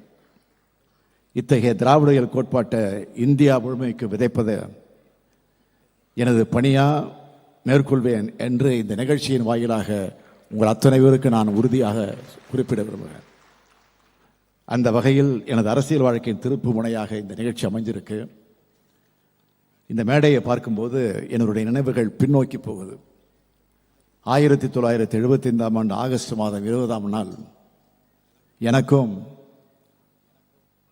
என்னுடைய துணைவியார் துர்காவுக்கும் திருமணம் நடந்துச்சு. எனக்கு முன்னதாகவே அவரும் நானும் என்ற தலைப்பில் துர்கா தன்னுடைய வாழ்க்கை வரலாற்றை எழுதிட்டாங்க. மணமக்களாகிய எங்களை வாழ்த்தி அன்றைக்கு பிரதமராக இருந்த அம்மையார் இந்திரா காந்தி அவர்கள் வாழ்த்து செய்தி அனுப்பியிருந்தாங்க. இன்று அவரது பேரன் ராகுல் காந்தி அவர்கள் இந்த மேடையில் வந்து அமர்ந்திருக்கிறார். ஃபரூக் அப்துல்லா அவர்கள் வாழ்த்து செய்தி அனுப்பியிருந்தார். இன்று அவரது மகன் உமர் அப்துல்லா இந்த மேடையில் இருக்கிறார். கம்யூனிஸ்ட் இயக்கத்தினுடைய மாபெரும் தலைவரான கேரள மாநிலத்தைச் சார்ந்த EMS நம்பூதிரிபாட் அவர்கள் எனக்கு வாழ்த்து செய்தி அனுப்பியிருந்தார். இப்பொழுது கேரளாவிலிருந்து மாண்புமிகு பினராயி விஜயன் அவர்கள் வந்து இந்த மேடையில் அமர்ந்திருக்கிறார். நேரில் வந்து வாழ்த்துவதற்காக பீகாரிலிருந்து பெருந்தலைவர் ஜெகஜீவன் ராம் அவர்கள் வந்திருந்தார். இப்பொழுது பீகாரிலிருந்து தேஸ்ஜவி அவர்கள் இங்கே வந்து அமர்ந்திருக்கிறார். அன்று எங்கள் திருமணமே அகில இந்திய மாநாடு போல் நடந்துச்சு.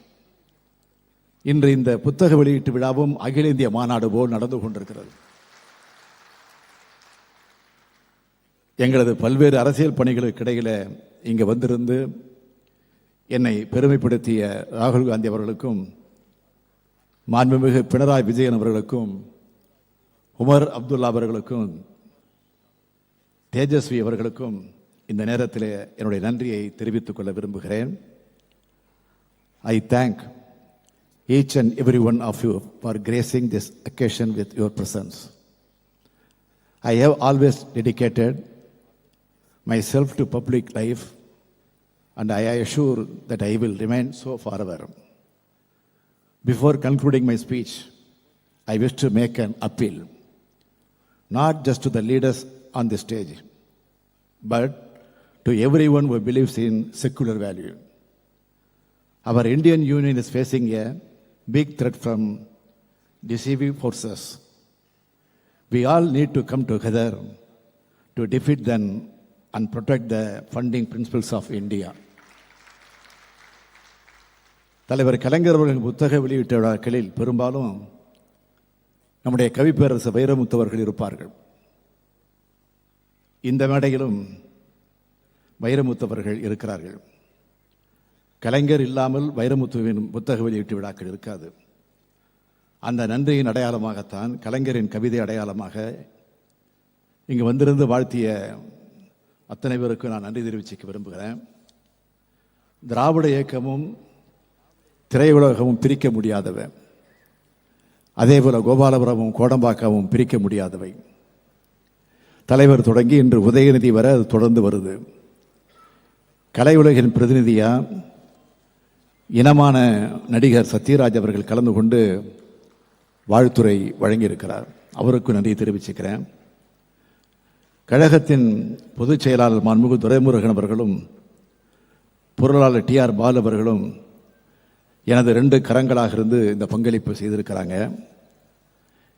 எனது பள்ளி கல்லூரி பருவ வயதில் அவர்களை நான் பார்த்தேன். இன்று நாங்கள் இணைந்து கழகத்தை காத்து வருகிறோம். கொள்கை சார்ந்த நட்புக்கு எவ்வளவு பலம் அதிகம் என்பதை பல்லாண்டு காலம் இந்த நட்பு காட்டி வருகிறது. இத்தகைய லட்ச உடன்பிறப்புகளால் ஆனதுதான் திராவிட முன்னேற்ற கழகம். துரைமுருகன் அவர்களுக்கும் பாலு அவர்களுக்கு நன்றி சொல்வது எனக்கு நான் நன்றி சொல்வதற்குள் ஆகிடுவோம். உங்களின் ஒருவன் நூலை உலகத்தரத்துடன் அழகியல் தரத்துடன் அச்சிட்டு வெளியிட்டு இருக்கிறது. தலைவர் கலைஞர்களின் பெரும்பாலான நூல்களை வெளியிட்ட பூம்புகார் இந்த நூலையும் முன்வந்து நன்றி தெரிவிச்சுக்கிறேன். ஆக நாடாளுமன்ற பணியாக இருந்தாலும், மக்கள் பணியாக இருந்தாலும், மகளிர் அணி பணியாக இருந்தாலும் எல்லாத்தையும் சிறப்பாக செயல்பட்டு வரக்கூடிய அன்பு தங்கை கனிமொழி இந்த விழாவிற்கு வாழ்த்து செய்தியும் அனுப்பியிருக்கிறார்கள். ஆக தமிழகத்தினுடைய அரசியல் தலைவர்கள், அமைச்சர் பெருமக்கள், எனது நெருங்கிய நண்பர்கள், கழகத்தினுடைய முன்னணியினர், கலை உலகத்தைச் சார்ந்தவர்கள், சட்டமன்ற உறுப்பினர்கள், நாடாளுமன்ற உறுப்பினர்கள், அரசு அலுவலர்கள், பத்திரிகையாளர்கள், கழக உடன்பிறர்கள், இந்த அரங்கம் நிறைஞ்சிருக்கு. உங்கள் அனைவருக்கும் தனித்தனியாக நன்றியை தெரிவித்துக் கொள்கிறேன். உங்களால் உருவாக்கப்பட்டவன் நான், உங்களால் வளர்த்தெடுக்கப்பட்டவன் நான், என்றும் உங்களின் ஒருவனே, என்றும் உங்களின் ஒருவனே என்பதை சொல்லி உங்கள் அத்தனை பேருக்கும் என்னுடைய மனப்பூர்வமான நன்றியை மீண்டும் ஒரு முறை எடுத்து கூறி விடைபெறுகிறேன். நன்றி, வணக்கம். நாட்டு மக்களுக்கு என்ன செய்யலாம் என எண்ணிக்கொண்டிருக்கும் உங்களின் இந்த உரைக்கு நன்றி ஐயா. நல்லதொரு இந்த நிகழ்வின் இறுதியாக நாட்டுப்பண்.